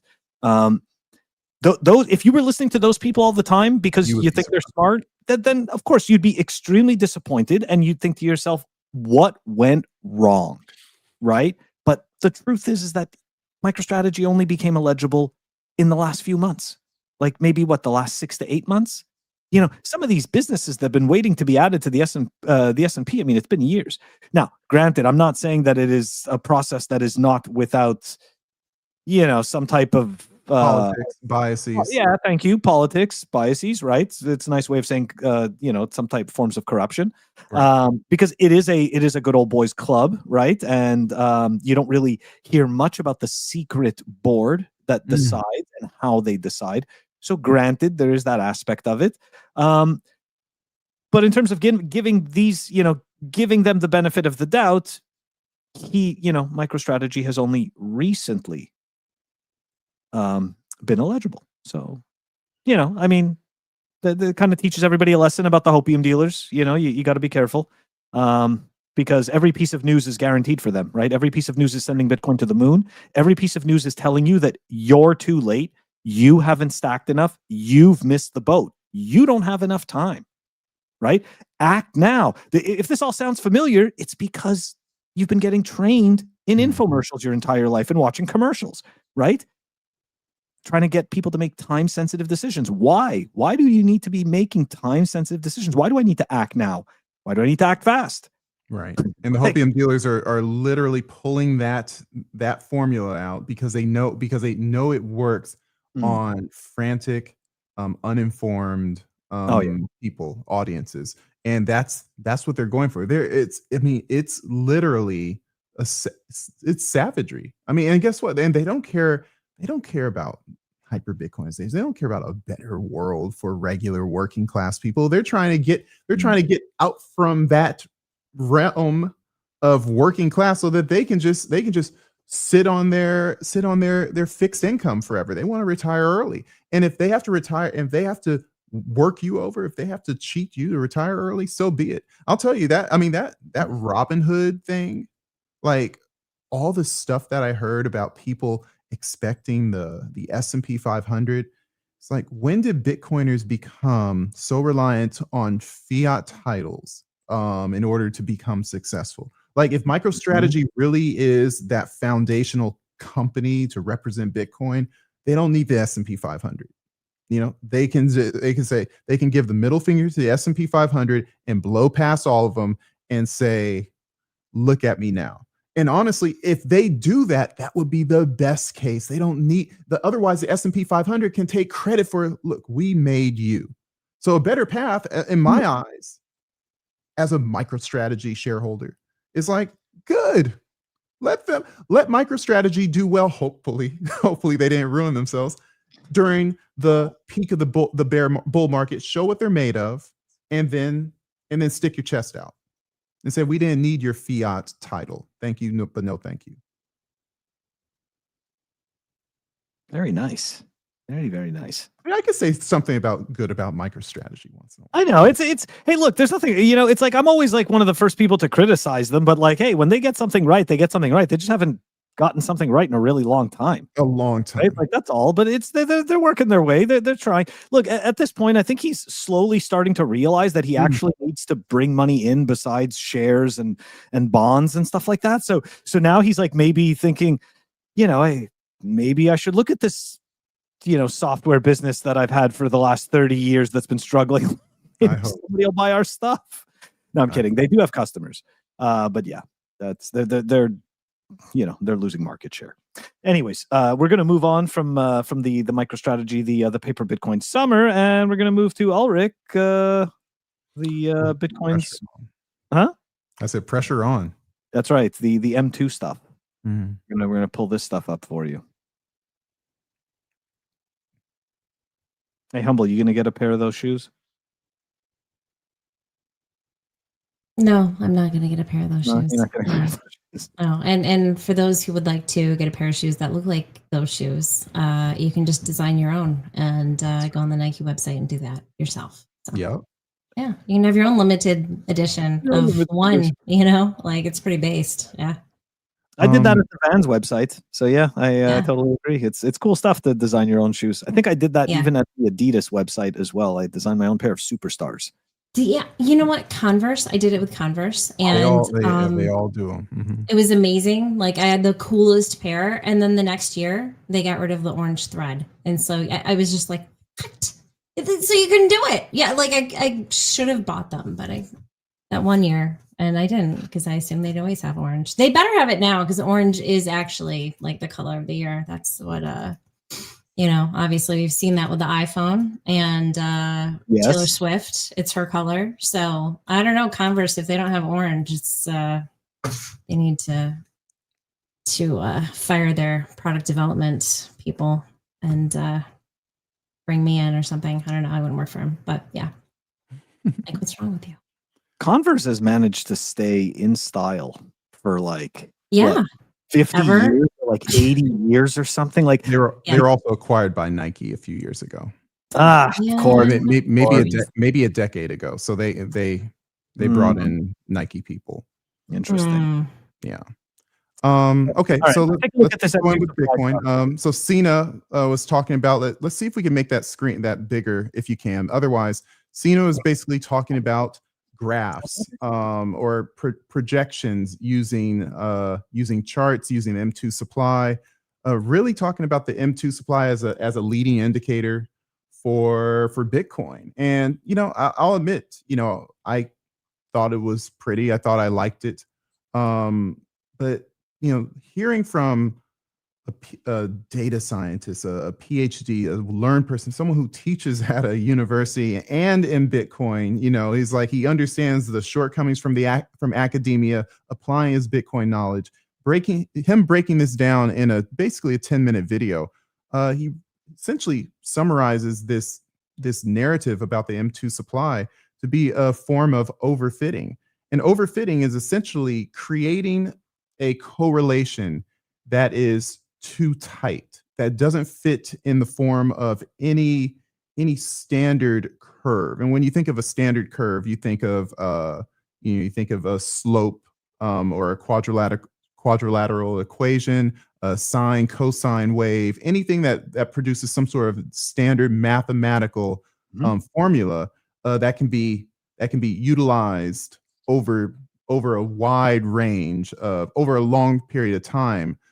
And so what this overfitting does, it creates, or what it forces you to do is it forces you to look at, to narrow your scope and say, look, I found within this 3 months that this is perfectly coupled. And so therefore, with this 3-month time frame, because it's perfectly coupled, you extrapolate it to the future for the next 5 years. You say it happened, and you say this is how things are going to be. But when you zoom out, you see that correlation is quickly fizzled away, and it only worked for a period of time. So the problem is that people like a lot of these young experts out there are massaging data to come up with a preferred outcome. They're utilizing, hey, this is what we want to tell you, which is I can predict Bitcoin. So how can I best prove that I can predict Bitcoin? And you've seen a lot of them. Not only that one, but you've seen the gold price plus 100 days. And it all comes from subjective phasing of graphs and phasing of charts until you find one that matches the narrative you want to see. And if you played Sina's video, we're not going to play it right now, but it just exposes this type of I guess process in order to manipulate the people who don't know math, the people who are relying on these super famous influencers to tell me something good, essentially lie to you so you could feel good about your investment. And Sina came to the conclusion that it's a novice practice, that no one in his classes would ever do this type of thing. So therefore, it's a novice strategy. But I'd like to take another approach to analyzing why do they do that. Instead of a novice, I think it's actually a purposeful exploit of their good and very, very deep knowledge of numbers, of graphs, of analytics, in order that so they can pass themselves off as a sales guru persona to increase their marketability. And so you see these people. Who are the people that are shilling M2 as a leading indicator for gold? Who are the people who are shilling 100 days, M2 as a leading indicator for Bitcoin? Who's shilling 100 days plus on gold as a leading indicator for Bitcoin? Let's step out. Let's try to see, hey, does this work over any period of time besides 6 months or 4 months? Does it work for 2 years, 3 years? If not, then it's probably taking you down the plan B path. And we all know how that turned out. He ended up having to create multiple models, multiple storylines to justify his relevance. And a lot of people are still being manipulated by him. So, keep your feet on the ground. Every model out there isn't worth your time. If you widen the bands, then he was never wrong, right? You widen the bands. That's all you gotta do, right? Talking about plan B, yeah, exactly. Plan B, right? You widen the bands, and all of a sudden it's like, oh, I'm still in the range. It's okay. This is. And so for this one particularly, the M2 to Bitcoin correlation, if you shorten the time horizon, you can figure out any number of correlations to justify a story to say why Bitcoin is going up. All it's going to do is cause surprises to people who subscribe to it because of over complex model forces, that over complex models that forces itself upon historical data. It's just not good mathematical practices. It's not good data science. Should I pull up Joe Consorti's post? Well, it's he was. Look, Joe's my guy. I respect him. He's a weightlifter like me, but he was probably the proponent of it. Yeah, there it is, right there. I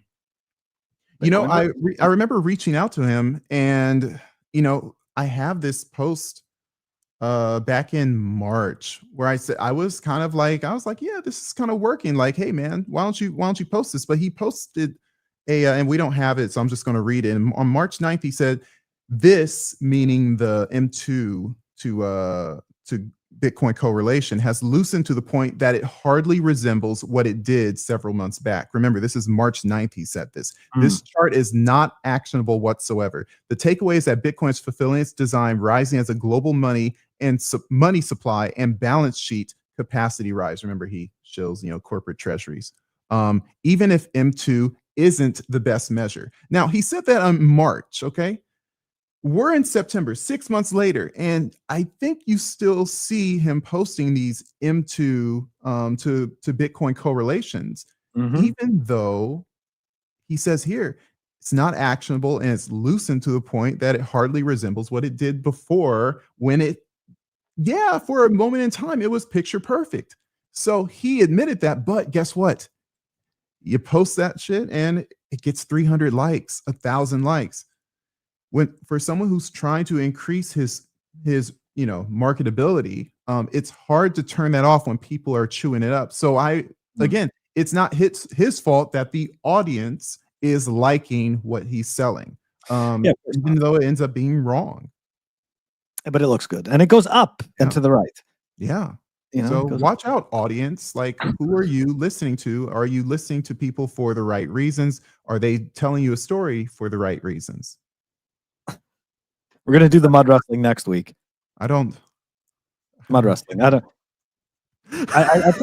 some point, I feel like Walton promised mud wrestling at some point or something, but a year ago, a year ago or something, but I don't know. Okay, no mud wrestling right now, though. No mud wrestling right now. All right. Okay, we are gonna move on here, and we're gonna take a look at a couple of short tweets here. This is some public perception of Bitcoin, right? So this is this interesting little tweet here from TFTC. Funny how the tune changes when number goes up, and this is a very good point, right? This is what This is what TFTC is talking about. They're talking about this chart right here, right? So here we go. We've got Jerome Powell's comments before 2024 and then after 2024. Same thing with Donald Trump. Same thing with Larry Fink, Jamie Dimon, Mark Cuban, Michael Saylor, and of course, right? We're not going to go through and read every single one of these, But the TLDR is, they didn't like Bitcoin, but now they do.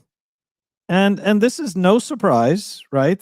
This is no surprise, because obviously the numbers going up. So the numbers going up, if they have exposure to it, that means their assets are going up. That means, right? That means they need other people to buy it as well, so that positive feedback their position can improve. Yeah. So I mean, look, this doesn't surprise me at all. I am so curious. I am so curious as to what's going to happen in the coming bear market. I really am, because we're seeing such a rosy lens portrayed around Bitcoin right now, even from the mainstream media. I mean, this is insane, right? Most people didn't think we would get this that fast as well. And it's easier when Donald Trump is in the office and his sons have the Bitcoin miner and he has, these crypto coins, and he said Bitcoin capital of the world. So everyone wants to affiliate with what he's saying. But, Trump has been known to shift courses. So, will people hold on to their alleged convictions if he decides, I'm not too interested in Bitcoin anymore? My sons are doing something, but they do their own thing. For me, it's like, dollar hegemony. He could easily go back to that. What then? Especially when the month over month return is negative.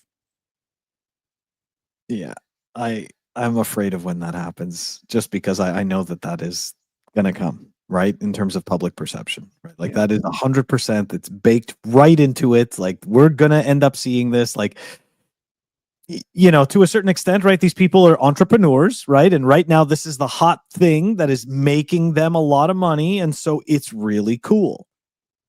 So I just don't buy that. I just don't buy that people like the Trumps believe that this is any type of revolution, as much as they believe it's just a revolution for their pocketbook, right?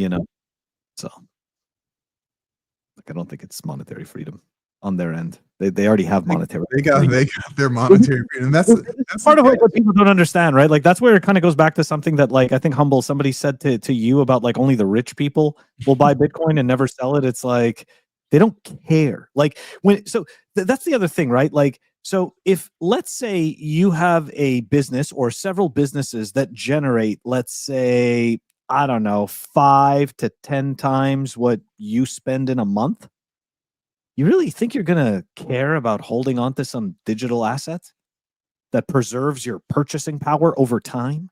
Like it does. Like it sure, it's awesome, right? I think it's awesome, but I already have this thing. Like I already have this thing that's doing that. So it's like, and I get it, right? Like I don't think it's the same thing, but to a person that doesn't understand Bitcoin, really, they don't care. I don't think they care. This is why, like, Bill Gates, like, he doesn't really care about this stuff. That's right. Everyone's waiting for Amazon to, like, what did we see? A Pete Rizzo post of, $2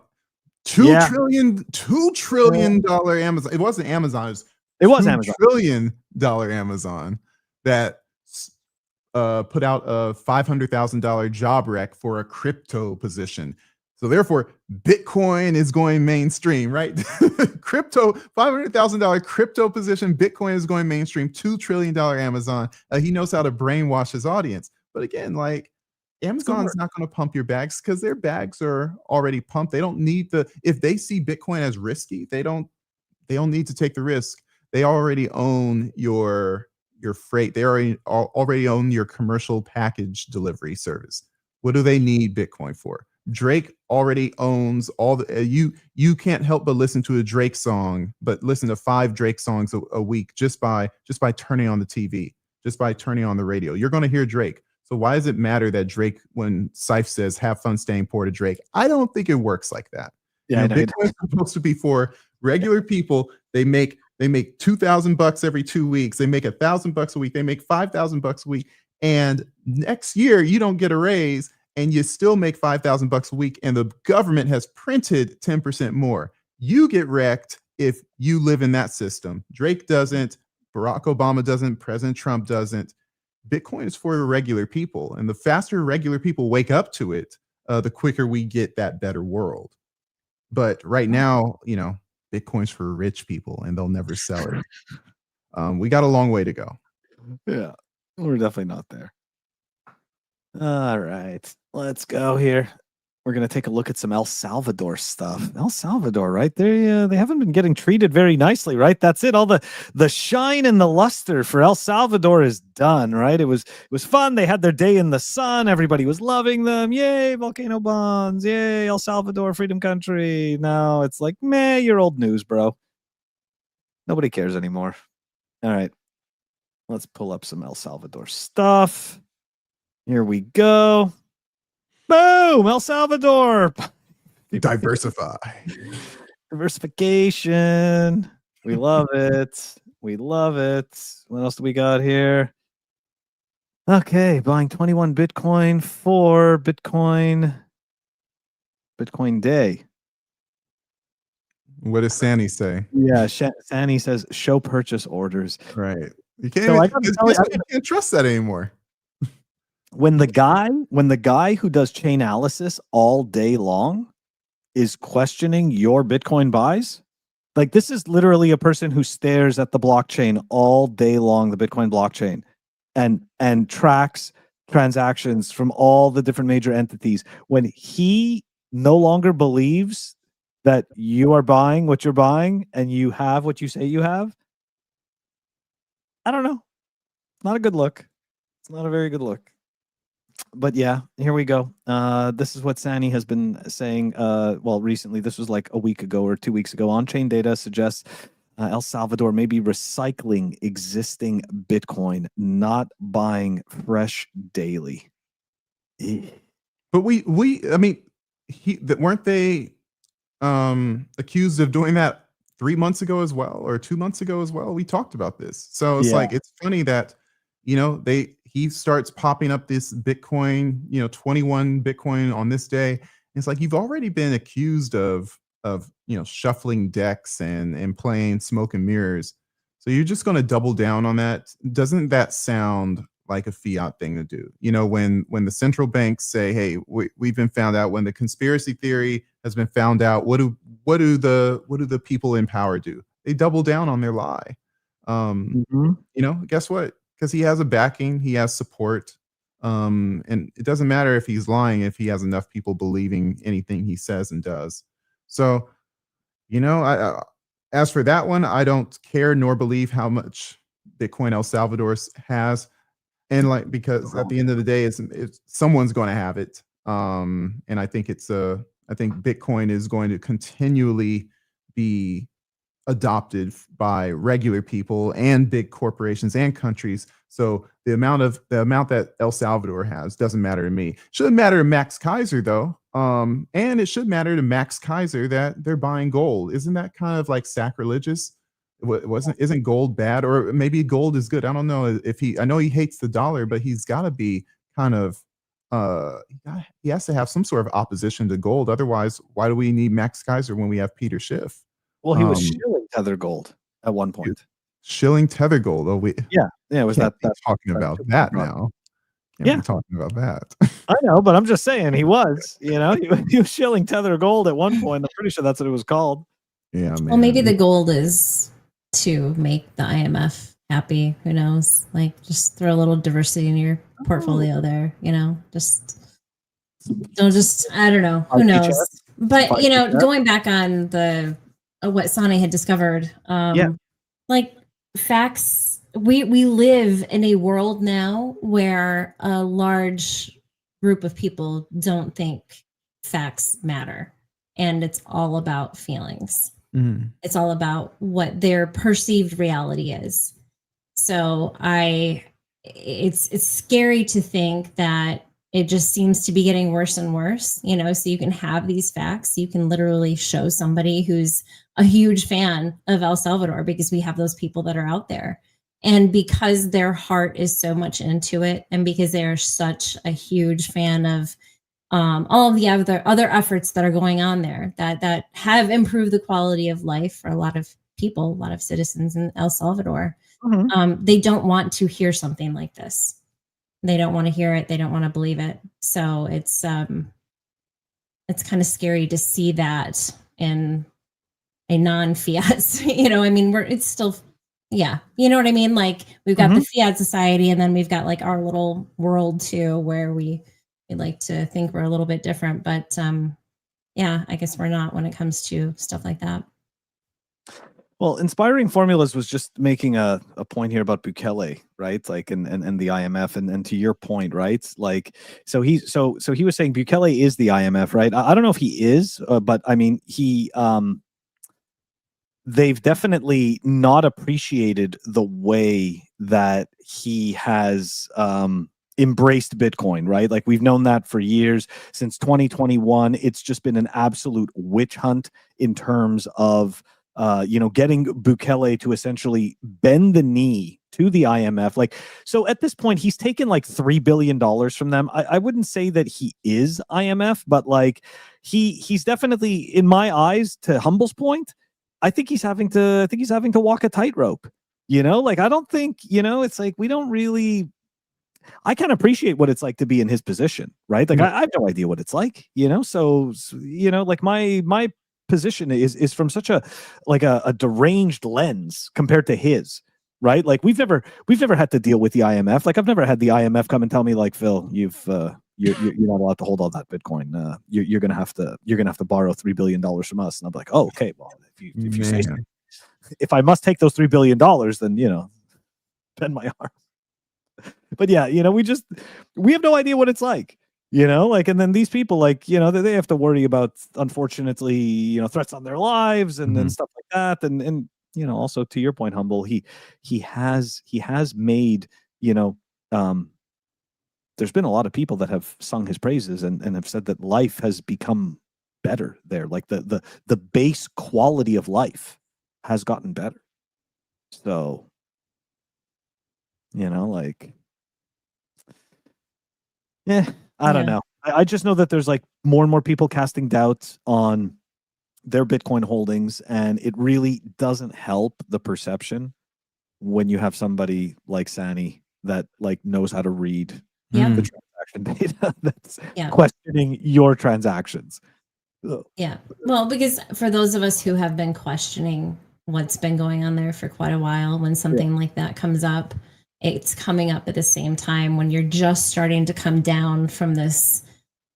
I wouldn't say like it's not El Salvador hate, but it's just like you've seen all these things happen and you're questioning it, right? But then you're hearing enough about the changes that are happening and the fact that people can walk in the streets and the families and how much happier they are. So I think what is for certain is these citizens that live there have a much better quality of life. This gravitational pull that they tried to have for getting all the Bitcoiners to move to El Salvador, there's a lot of information coming out about that isn't favorable. It's not cheap to live there. It is expensive. It's not convenient. Like there are all of these different things. So if you're able to afford to live there, then, go for it if that's what you want to do. But it wasn't what everybody had dreamed it to be, right? So, I mean, that's something for sure that's that has come out. Inspiring Formulas makes a good point here, right? Quality of life improved. How do you verify that on the blockchain? Just trust. Yeah, exactly. Right. Yeah. And to his point, like I had spoken to, I forget the gentleman's name, but there was somebody that I knew in the Bitcoin space that had moved out to El Salvador and was essentially, explained to me about their experience, right? What it was like to move there, what it was like to live there, the challenges, right, that they ran into. There was also some pros, but also at the same time, there was also that story from that other guy. Totally forgetting his name. It was like well over a year ago. And he was explaining like that, he didn't have basic plumbing. Like they had to, not to be gross, but like, there was like bags of like excrement that they couldn't throw out because there wasn't plumbing. So like there was like a service that came and picked us up once a week and stuff, and or whatever the frequency was. And it's just like, I get it, right? Like, a lot of the world isn't a first world. A lot of the world is closer to second and third world. Yeah. However, when you've grown up in a specific type of standard of living and, you're sold, like you said, Humble, right? Like, I mean, like they were, I remember the stories and like what they were showing, like, look, you could be living on a beach, you're eating fresh fruit, this life is amazing. Come to El Salvador, you're just spending Bitcoin left and right, just living off, it's costing you nothing. They sell you this stuff, and then you get out there and like you can't even buy parts to hook up basic plumbing. Like, and I know that's not, I'm painting this in one way. That's not everywhere in El Salvador. right? That's just where this particular gentleman moved, but he wasn't ready for this, right? Like this is not what he was used to. So Right. Yeah, but you did hear a lot of stories about that, just different situations. And even, like, okay, you're getting your house built there, and labor is fairly inexpensive, I guess, but it's crap work from what essentially I've heard from a couple different people, that it's just really, really not good at all. And so things fall apart. It's not quality, and who knows? We're not there. It's all secondhand, but you hear enough of these stories, and you pin that against the glorification of it in the beginning, and you land somewhere in the middle. Well, look, our audience is doing the show for us, in my opinion. When I look at what Only Bitcoin said, and I'll bring it back up, but maybe I'll read out what he said. I learned early that in Bitcoin, I must be prepared to eat my heroes. A lot of people didn't learn that. A lot of Bitcoiners, the people who have Bitcoin in their profile, they are still finding heroes to worship, people who are infallible in their eyes and they can do no wrong. I've seen multiple heroes become less than what they projected to us, to put it nicely. So now I keep my expectations low. And I think that's a good formula. If you have low expectations, they really can't shock you. In the same way with the formula that I talked about, where Consorti and other very smart analysts are putting forth these models. If you set your expectations low and you don't overfit your expectations to what these people are, you can't be surprised when it breaks. So, and then someone else, ACP said, but I think both can be true. And we've talked about on this show, and it's been said over the airwaves, El Salvador has much less crime than it used to, where it was the murder capital of the world. It's completely turned to almost virtually a 180. And so, like, they cracked down on crime. Obviously, the strategy was it top notch? Do people agree with imprisoning everyone that had a gang tattoo? That's the jury's still out for that, but they cracked down on crime. But yet still, here he is manipulating Bitcoin numbers, clearly, obviously. And here he is buying gold, not being, the Bitcoin baseness that he was before. Again, we don't, like Phil said, we don't know what it's like to deal with the mob, aka the IMF. All we can do is comment, project, and say, you know what? Let's keep our expectations low and let's just focus on Bitcoin. And we don't need any glorified Bitcoin cities or Bitcoin saints. Bitcoin is Bitcoin, and that's going to keep you on the straight path. You always have such wholesome messaging towards the end. You always wrap it up with like some wholesome messaging. I know. Yeah, we're just done on that topic now. You just wrapped it up with a little bow, little orange bow. Thank you. I think. Yeah. So I don't know why, but this whole El Salvador thing got me thinking about like the engineering meme, right? Oh, like we talk about that all the time on my job. Right? Bring me a rock, bring me a tire swing. Yeah. Right? Like this is exactly what this is what it makes me think of, right? I've never seen this. Oh my God. Yeah. So when you're a computer geek, this is like one of the first memes that you end up seeing in your office. Like this was I had this printed and on my wall. Oh my God, I love this. Yeah. But yeah, when the customer described what got budgeted, what the engineer designed, how manufacturing installed it, when marketing advertised it, what got documented, what the customer finally received, what the customer was billed for, what the customer actually wanted, right? They just wanted a freaking tire swing. That's all but the reason why I'm saying that this sounds like the meme is because it reminds me of, okay, so you've got the point of view of El Salvador from the people who come and visit it as a tourist. Right. And from them, I was like, I mean, you've heard the same stories as me, Humble. It was like, oh my God, amazing time, amazing food, amazing memories, blah, blah, blah. Okay, great. Then you've got the hippie that lives on the on the beach, right? And they're thrilled, right? Oh, the beach, the food, the fresh fruit, blah, blah, blah. Great. No technology, nothing. I don't need it. This is amazing. It's what I've always dreamed of. Use Bitcoin everywhere. No technology for my Bitcoin. Right. And then you've got the person that had like a family and a house here. They sold their house. They relocated their family to this other country. And they're like, reliant on infrastructure. What? Yeah. They're like they get there and they're like, huh? And that's again, like, it's like, okay, and then you have the influencers. The influencers are selling you Super like money, right? pie in the sky paradise. Right. So like, that's why I thought of this meme. It's because And like, you it's forgot one. You forgot like, the natives, the locals, I forgot the about the actual locals. constituents who were there. But what the heck is this circus, Who right? are those people? Yeah. Yeah. Who the hell are those people? Gringo Central. All of a sudden, right? They don't exist anymore. You know, like, think about it. Who are they? You know, all of it, like, it's brutal, but it's true. You're right. You know, the locals. Anyways, I just but then I mean, and you didn't even talk about like the governmental, like how they're taking on criminals from the United States that are from other countries. I mean, that whole thing. It's just like, wow, like. Oh, it's prisons as a service. It's a form of, it's just a form of global economy. Hey, you don't have room for your prisoners, we'll take them for a price, and we'll take care of them. Putting them to nice work, man. You know, I mean, they got sewing machines. They're working. I mean, maybe you're wearing something that was made in El Salvador at the prison camp. So okay, yeah, I don't know. We're wearing prison clothes. Yeah. Oh God. Okay. All right, we're moving on. We're almost done here. We got just a few more things to look at. Just a few more things. All right, here we go. Next one is I called it the shitcoiner cautionary tale, but like, it's not really a shitcoining cautionary tale. It's more just about a cautionary tale. That's just what it is. I gotta find it. Give me a second. Oh no, wait.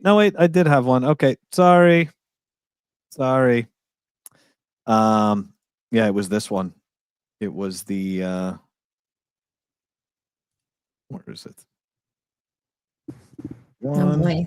Yeah, that's how, because I have like 50 different screenshots here, and for some reason I skipped number 2.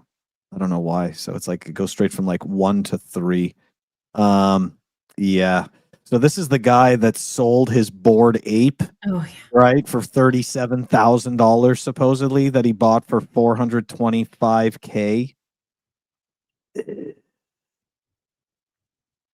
Unbelievable. Look at this thing. Oh.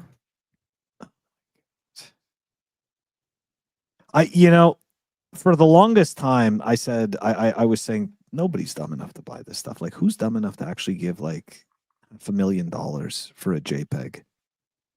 And I'm wrong.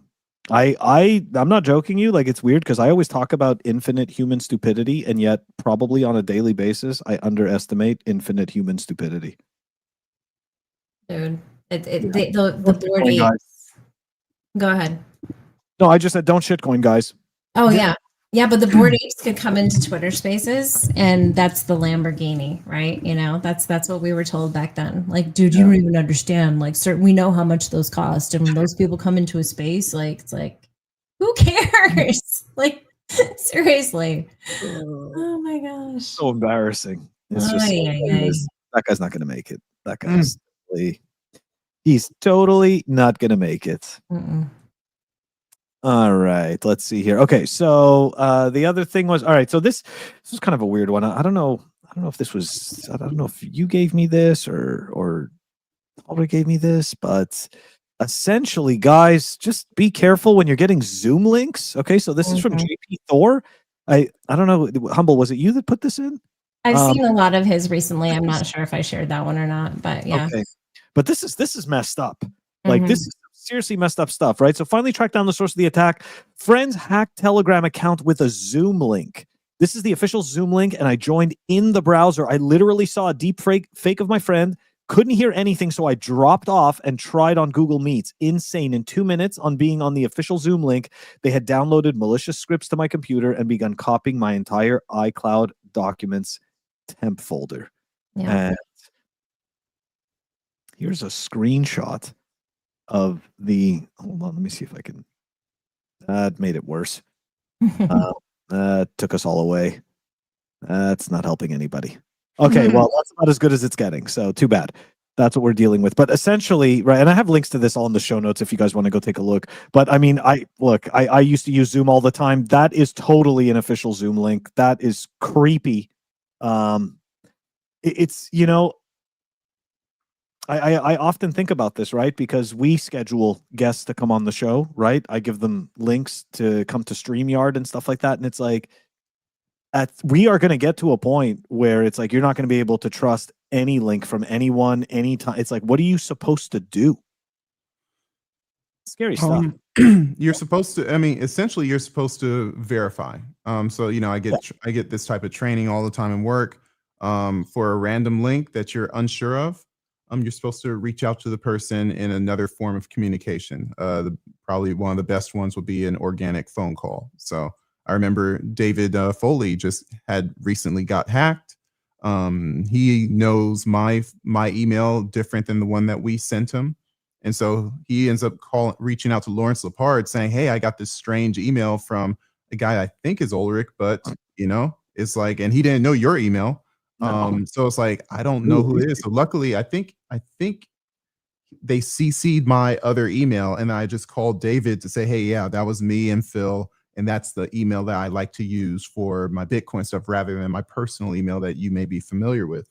And so it's like, he had just gotten hacked. So he's sensitive to that because he doesn't want to get hacked again. And of course, Lawrence Lepard has gotten hacked like 3 times in the last year. So it's like, yeah, we have to figure out how to two-factor authenticate everything, not just the automatic one to sign into your credit card or your Twitter account.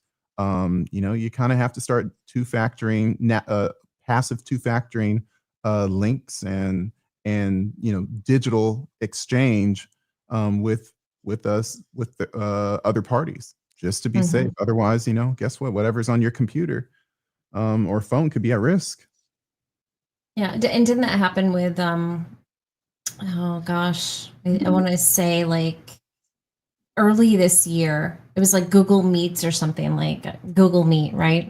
There was another platform where this was happening on, because somebody had scheduled something through Google Calendar, and then everything. Was it maybe? Yeah. Okay, that's it. Yeah. And yeah, that was early this year. So I was concerned because shortly thereafter, I had a meeting that was set up with somebody, and I remember I reached out to Shinobi. I'm like, okay, do you know who this person is? Because they like reached out to me, and he's like, yeah. And then I was like, okay, well then I got the link, and then it was somebody else. It was somebody else's name, and I'm just like, okay, do you know who this person is? Like, this is like a little confusing to me, you know. So it's like I was definitely verifying at that time, but that will happen too, where you've got like an organization that you're working with or something, and then it's set up with one person, but then the meeting is actually scheduled with somebody else, and so that just throws it with confusion element to another level. Especially if you have especially for whatever reason, if you're using that computer to like do any kind of Bitcoin stuff, it's like, it's like everybody's got to be super careful. It is just absolutely wild out there. Well, Bitcoin stuff, but iCloud, man, if you get that hacked, you're you're done. All your stuff is done. All of it. Yeah. Like, no, it's true. Your passwords, your freaking authenticator. It's like, oh yeah, absolutely. That is some scary stuff. Okay, we're gonna move to something a little bit. No, actually, we're gonna end with something happy, but first we're gonna take a look at some government overreach, of course.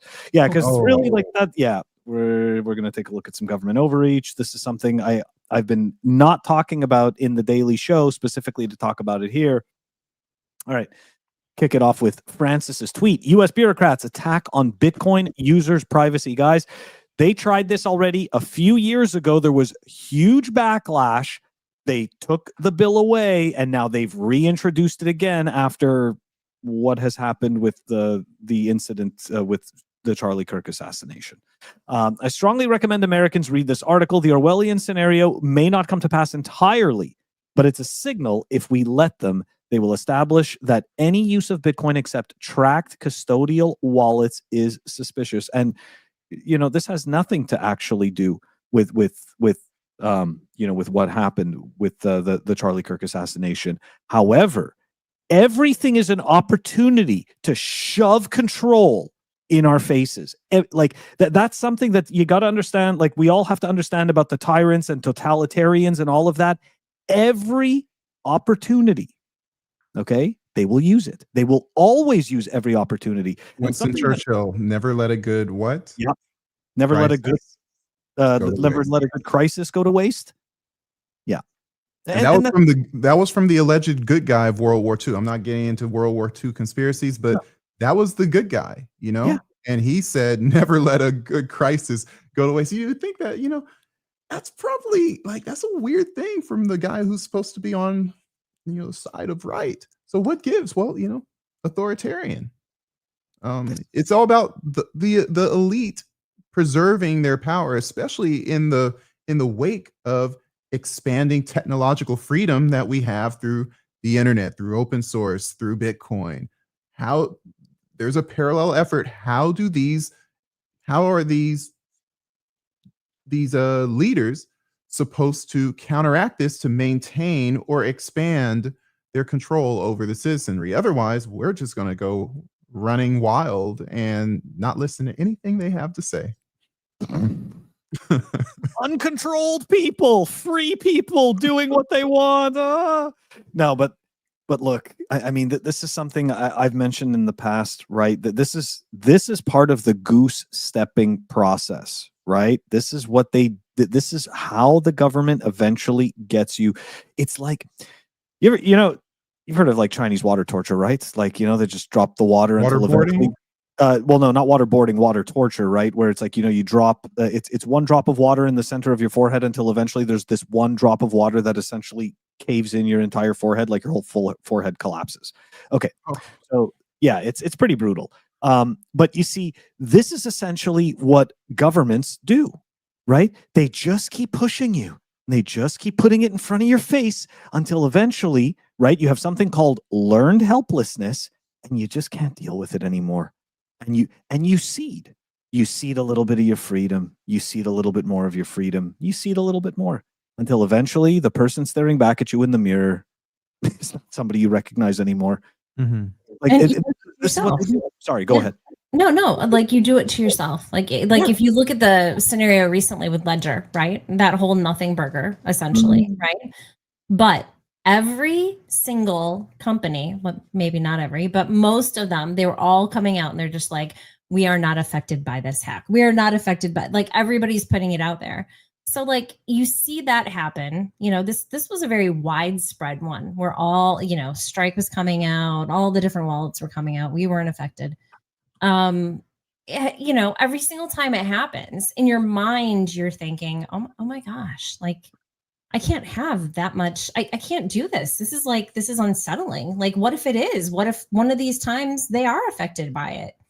You know, I don't have to worry about that with my bank account or whatever. You know, they don't think they do. So it's very interesting to see stuff like this unfold because you know it's just going to happen more and more. And the ultimate goal is they don't want you to self-custody. That is the ultimate goal. Yep. And so it's just going to be more frequent, more scary, more of things that you don't understand because you don't have a technical aptitude for it. And so therefore you will fall into the fear and make these decisions because you've been programmed to, but you programmed yourself essentially. I mean, if you, to your point, right? Like, you know, this whole business about you will have nothing and you will be happy, right? We all remember this.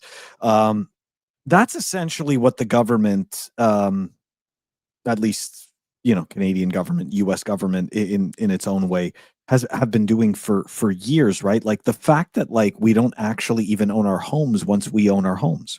Like you're always paying fucking taxes for it. Right. Like any asset you have, you're constantly paying something to maintain it because in reality, you're renting it, you know, okay, with the exception of like, with the exception of stocks, right? But I'm talking about like a hard asset or something like that. You go buy, right? You go buy a boat or something like that. Like it's just, there's always something around it. You never actually own it. When it comes to land, right? Being obviously land is like probably the most important thing that you can own, right? In terms of the way the government views assets. And hey, look at that. You can never actually own your own land. For real. Like you truly, truly cannot. So this idea, right? Like this idea that we're like free to actually own our own assets and own our time and all this stuff. It's just all it is it's a show, right? It's LARPing. It's fake, where we're not actually allowed. All that matters is that we think we own it. That's all. That's all that matters. And that's what we do. We essentially convince ourselves, right? Like, it's like I own a home. It's like, yeah, you own a home until you don't pay taxes on it. Like, why do I have to still pay taxes on this? Like, I understand you have to pay taxes for, the city and, water, electricity. Fine. Hey, I'm all about the utilities and stuff like that. But why? It's like, why am I paying to the state? Like, why am I paying to the county or to the state when I've already paid for this thing? It's just insane. Yeah, and they'll never stop. Like it will absolutely never stop. They will, and this Bitcoin really scares the shit out of them. That's why they want everybody really excited about stable coins. That's why they want everybody staying completely corralled, right? Like that's why I believe they're going to offer some wild financial products to keep everybody engaged and corralled in the system. And we're seeing it, right? We're seeing it play out in real time. Yeah, it's such bad stuff. Okay, here we go, guys. Last story. This one might be a little controversial, though. I know people got mad because these guys support shit coins. But yeah, I'm gonna say that what they're doing is pretty cool. I don't obviously appreciate the. I think Monero just had a reorg too yesterday. I obviously don't appreciate the shitcoining. However, I love the idea that you could just turn any one of your old phones into a hardware wallet. I think that's cool. Like, why not? That was right. So I might actually try this with some old phone that I have because I keep old hardware because I have them all. Yeah, exactly. It's like I can't help it. I just end up keeping it all. But yeah, like this looks cool. Like, why not? Why not try this out? Wait, what's wrong, Tony? What's wrong with it? Cupcake is affected by the back? Hack, maybe? Oh, by the hack. Oh, by the yeah. Oh, by the back. I'm like, what are you talking about? Oh, that's bad. Okay, so guys, there you go. Cupcake is so if I have Bitcoin on Cupcake, I'm screwed, or just Monero, because I'm pretty sure Monero. Oh, okay, you're terrible. He's joking. You didn't know he's joking. Oh man. See, now we can't see. Now see what happens. See, now Tony makes us distrust the audience.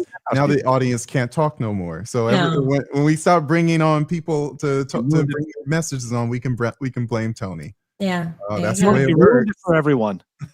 Okay, no, Cupcake was not affected by the hack. Okay. You ruined it for everyone, Tony. Now we can't trust anybody because of you. No. Nope. Now I want a cupcake, though. That sounds really good. Right? It's like that was good marketing. And yeah. Doesn't even conjure up a smell? Doesn't even like conjure up a smell of cupcakes? Yeah. I mean, just the colors are perfect too. Because it's it is a nice color. Yeah. The white, the birthday cake look. Yeah. Yeah. It's true. You know what I really like? Cupcake. Trendy. Dairy Queen does that. They do the cupcake McFlurry. It's essentially just diabetes, but like it's so good. Oh my god, that stuff is brutal. I feel like I've heard you talk about this before. I love this stuff. I've never had that. Food garbage. Oh god, I love garbage. It's terrible. I like my wife likes all like fancy type of like cakes and chocolates and stuff like she likes like fancy stuff. I like pure crap. Like give me like Snickers, cookie dough, M&Ms, like all of this garbage. I love garbage. I don't know what it is. Okay, well here's something. I actually learned this at my church small group the other day because we have these Bible verses we're supposed to be memorizing, and we have some teachers in there, and if you eat chocolate while you're trying to memorize something, it helps you memorize it. Like it, I'd never heard that before, but I guess it does. There's something to it. It's like the taste and the scent and whatever. I don't know. All your senses working together. Probably dark chocolate. It's probably some brain. It's probably some sort of brain food. Probably like maybe it's like creatine. Oh, it has to be dark chocolate. Really, it does. I mean, I know it's a brain food, but like at least that's what the studies say right now. And it's a brain food. But as far as like using it with your senses to recall some information. Oh, maybe it's more of like it's more Like- physiological. Like it's Yeah. more of a okay, gotcha. So I would assume that what you have to do is eat the chocolate while you're memorizing it, and then when you have to recite it, you also have to like be eating chocolate or something. I don't know. Interesting. I guess we didn't get that deep into it, but yeah. My mother Yeah. used to say the same thing. She's always about the chocolate, right? Like it's like, oh, you're gonna go do a test, eat chocolate. But Really? and it had to be dark chocolate. It can't Okay. because of course I was like, nice, I get to have a Snickers bar. Did it work? Well, no, I never. Had dark There's no chocolate. way to test that. Yeah, I don't know. I have no idea. Like it's just it sounds good, right? But supposedly, right, according to the studies, it's it helps the brain. I don't know. Guys, what do you think? Does it help the brain? Yeah. Yeah. What do you think? What do you think? Let us know in the comments below. Does it work? And bring 10,000 your more viewers while friends. you're at it, right? Yeah. Oh God. No, we're kidding. We're And we're kidding. giving away a chocolate bar in the next episode if you like and subscribe. 500,000 sats from Phil's wallet. Cake wallet. Right? Retweet. Gonna be Tag a cake 3 of your wallet. friends. Right? Do all that stuff. Tag, retweet. You ask. That was one of the rules actually that I learned in like those YouTube videos. How to like improve. They're like, don't ask people to do 10 things. Yeah. Like you're just gonna confuse them. They're like, they don't even want to do one. Yeah. Hey guys, leave in the comment how much Bitcoin do you have? Yeah. I saw that the other 4 days ago, 5 days ago. Like, are we really going back to that from a famous alternative, or I'd say more mainstream Bitcoin podcast? I'm like, are we really going back there? Are we really going there? Oh my gosh. God. Dr. Stack. Oh yeah. Ugh. Dr. Yikes. Stack, are you a shrimp, a whale, a Oh, crab? oh my God. Yeah. Plankton? Cringe. Great. So cringe. Guys, guess what? That does it for us for this episode. It's so weird because it's like it's a bi-weekly show, so it's like catch us on the next bi-weekly show. See you in 2 weeks, man. See you in 2 weeks. All right, guys. It was absolutely awesome. Thank you so much for joining us. Hope you had a good time. We had a great time. And as you know, we will be back. Actually, wait a second. Are we back in 2 weeks, or are we taking a bit of a break? We're not sure. We're taking because guys, we're going to be at the Bitcoin conference. Not the Bitcoin conference. We're going to be a Tab Conf. Okay, we're going to be a Tab Conf, and there's also some vacations that are happening in between then. So we don't know. We don't know. Stay tuned though. Stay tuned. I mean, obviously, I'm doing the daily live stuff. Ulric's doing his videos. Just real quick. Everything close. Oh, yeah. Yes, definitely close. Real quick, Inspiring Formulas had asked earlier about the younger generation Bitcoiners.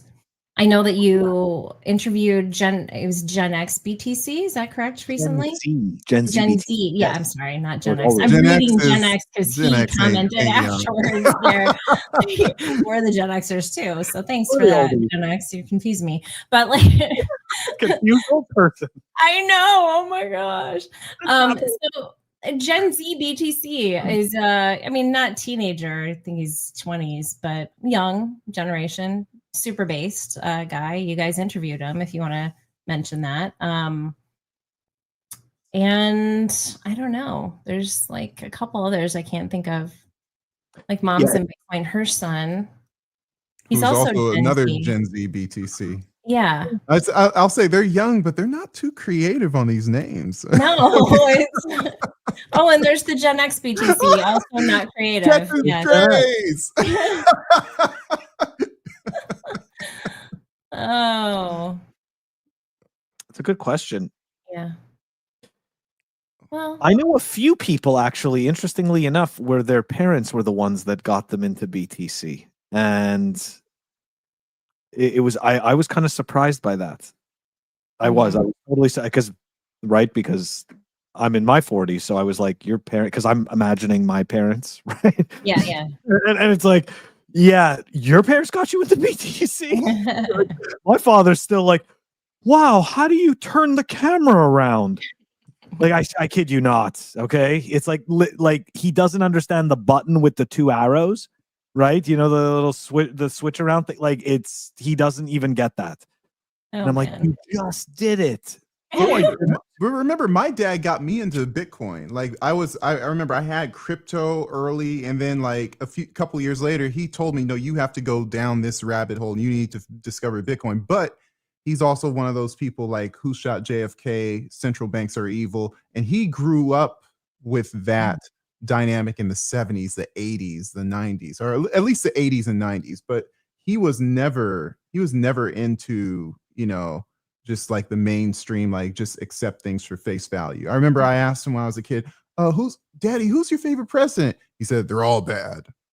So it's like, that's what he said to me as like a 12-year-old. I'm like, what? So it's like heartbreaking. So it's like, I had to learn, you know, years later, oh, this is what he means. So it's like, you know, he's always talked about lesser of two evils. Again, I come from a conservative family. He would pick Trump over darn near every other president. But he also said that JFK was like the epitome of a good president. And, you know, so it's like he had that dynamic, and that's a boomer. There are a lot of good boomers out there. Well, and that's what Inspiring Formulas is saying. It feels like the average Bitcoiner age is going up, not down. And I'll tell you, my perception of this is that the Bitcoiner age, the boomers, the Gen Xers, the silent generation, they're I don't know. Well, okay, so Gen X, I'll say, I feel, because I am a Gen Xer, maybe we're here for the revolution, right? And I think the younger generation, they're going to be here for the revolution. They're here for the revolution. They're fed up. Boomers, maybe they're just kind of, it's FOMO. They just want to be involved in this. They already have the money. I mean, these are all generalizations, but I think there's a big difference between the generations and why they're actually getting into Bitcoin and what it means to them. Bitcoin is going to be normalized. It's going to be a technology that's available to this younger generation. But remember, there's a lot more distractions now for kids growing up than the adults that are literally focused on surviving. So adults are discovering, hey, I need to, just like Michael Saylor said, my business is dying. I need an option. I need a solution. He found Bitcoin. Most kids are going to say, hey, my solution is my parents. Some kids will say my solution is Antifa. Some kids will say my solution is the national, what is it? The Socialist Democrats of America. What's going to be, a lot of people are going to find their solutions, and it's just not going to be, everyone's not going to be a part of your party. So, teach your own, hold tight to your own, and don't expect everyone to be your friend. A fight is coming, and we have to be armed. And I'm not saying we're having some sort of civil war and gunning people down. I'm saying that there is going to be discourse. There is going to be confrontation. There's going to be rough times for Bitcoiners, people who like freedom. And we have to be resolved with our knowledge, with our foundations, with our principles, because it's going to be continually attacked. And there will be young people for us and against us. So be ready. Something I think about from my youth was, okay, well, when I was 18, let's say between the ages of like 18 and 20, how interested was I in, quote unquote, my financial future? The truth of the matter is that I wasn't. I only became interested in my financial future in by the time I was like 22, 23, but like from, let's say, like 16 to that age, I mean, that's a blur pretty much. I mean, it was just, I was partying. Like there was nothing else to do. What else was I going to do? Like Inspiring Formulas was talking about rollerblades and skateboards. That's exactly it. I mean, I spent all my time just partying, skateboarding, and snowboarding. So for me, and yeah, I was going to school, but like the majority of it was all just having fun. I mean, I can honestly say that I had, let's say, out of 10 friends, I had one friend that would talk about equities. And the only reason he talked about equities was because his father would talk to him about equities.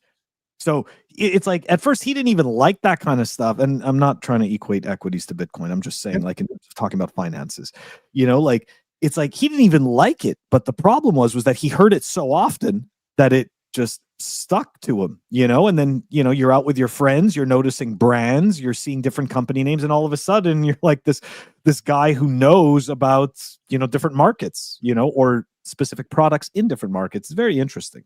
So I don't know. I try to extrapolate that out, and I just think like that's maybe maybe that percentage is reasonable to think of, that there's going to be 1 out of every 10 kids that like a teenager that's going to be interested in at that age. Right. And interested, then go back to what we're looking for. We're talking about geniuses and kind of like prodigies, if you will. And I wanted to bring this up in the show. I know we're late, but I forgot about it. I think it begs to mention. We treat Bitcoin like it is like this kind of new novel thing. We, as in the people who are probably watching this show, the people who are doing this show, and which it is, but at the same time, it has financial principles to it. So it analogizes, or it's analogous to the financial industry. Now, we say, well, we want to see where are the young people in Bitcoin that are waving the flag, that are carrying the torch. And I would ask you, where are the young people in traditional finance that are telling people what to do, and the experts that are the 21-year-olds, the 19-year-olds? And the answer is they aren't, because you kind of have to go through, in the finance world, you kind of have to go through the ringer in order to say, I've seen that before, here's what's going to happen, and here's what we should do about it. So even in Bitcoin, like money, I think money is just for old people who have been burned, people who have seen bad things, people who have gotten through tough times, so they can share their stories and their experiences, and they're able to say, like, this is what we should do based on that. Because young people, they ain't been through nothing. So why would we expect them to be heroes in Bitcoin when they aren't heroes in traditional finance? Sometimes experience matters, and it's about, I think we've lost that in a society where we hate, like, for instance, the old politicians so bad. It's like, what? They're too old to be politicians. And there's truth to that, of course. Mm-hmm. But we have, back in the day, we used to respect our elders. Maybe our elders when they were respectable. And we still have a lot of respectable elders, and we here are going to be those one day. And I think our society should kind of turn our faces to the respectable local elders, and not put on pedestals so much youthful vigor or youthful energy. Because really that boils down to NFT shows and marketing. We've seen that in Bitcoin. We've seen all the young girls that are selling Bitcoin companies right now, and they sold them cycles before. It's going to continue to do that because it's a marketing ploy that youth is somehow intelligence. It's not always the case. It's a good point. I'll say the same thing. I know we want to wrap it up, but I do want to make this point. Yeah, I know, but I'm still going to talk. So people are still watching. So yeah, I know, right? No, because we should have like an entire show about this, because there's just a lot of passion behind this, and I think we all are speaking from our heart and experience. I loved your story, Phil. That's pretty interesting about the equities thing. So the future generation, right? They don't want to be doctors and lawyers anymore. So newsflash on that, they want to get into finance. That is the hottest thing that they are wanting to go to college for, or not go to college. A lot of kids are making the decision on their own that they don't want to go to college, because they are privy to the information that we're privy to, and they've seen a lot in their lifetime. And, these kids that are graduating this year and graduating the next few years, all they've seen is this, getting locked down, financial hardship. I mean, just crazy, crazy times. So, they will be learning about Bitcoin some way, somehow, if they go down this financial rabbit hole. So yeah, I think it's important for the information to get out there for us to be able to let them know about Bitcoin, and that is the future for them. So that is reassuring. They are paying attention, like you said, Phil. I didn't care about finance when I was growing. I mean, it's like, why would I have to? That's boring. I don't want to figure any of this out. Yeah. It's like you get a credit card, like that Right. sounds like fun. That sounds like fun stuff that, it's not like you have to manually write in your checkbook. Remember when we had to do that? My God. Anyways. I remember my first checkbook. I was Yeah. like, what the hell is this thing? I'm like, I Yeah. thought money, like I remember going to the store and just handing them cash. And I'm like, what the hell is this? Why is this so complicated? But yeah, you're probably right. We probably should just do like a whole separate like episode, maybe just about, or I don't know, maybe we could just do a roundtable just about this particular topic. Mhm. But yeah, it's, I look back at my childhood and there's definitely more pieces that we could probably just go on for another hour. But guys, Yeah. that's it. We're going to wrap it up. I'm going to stop. I'm going to keep my comments to myself. And tomorrow, it's 12:10 p.m. Eastern Standard Time. Going to be doing the live episode. Humble Bitcoiner, Sir Ulric, as always, it is amazing sharing the round table with you both. It's great chat, great ideas, lots of fun. Guys, thank you so much for joining us. We will catch you on the next one. Take it easy. Peace.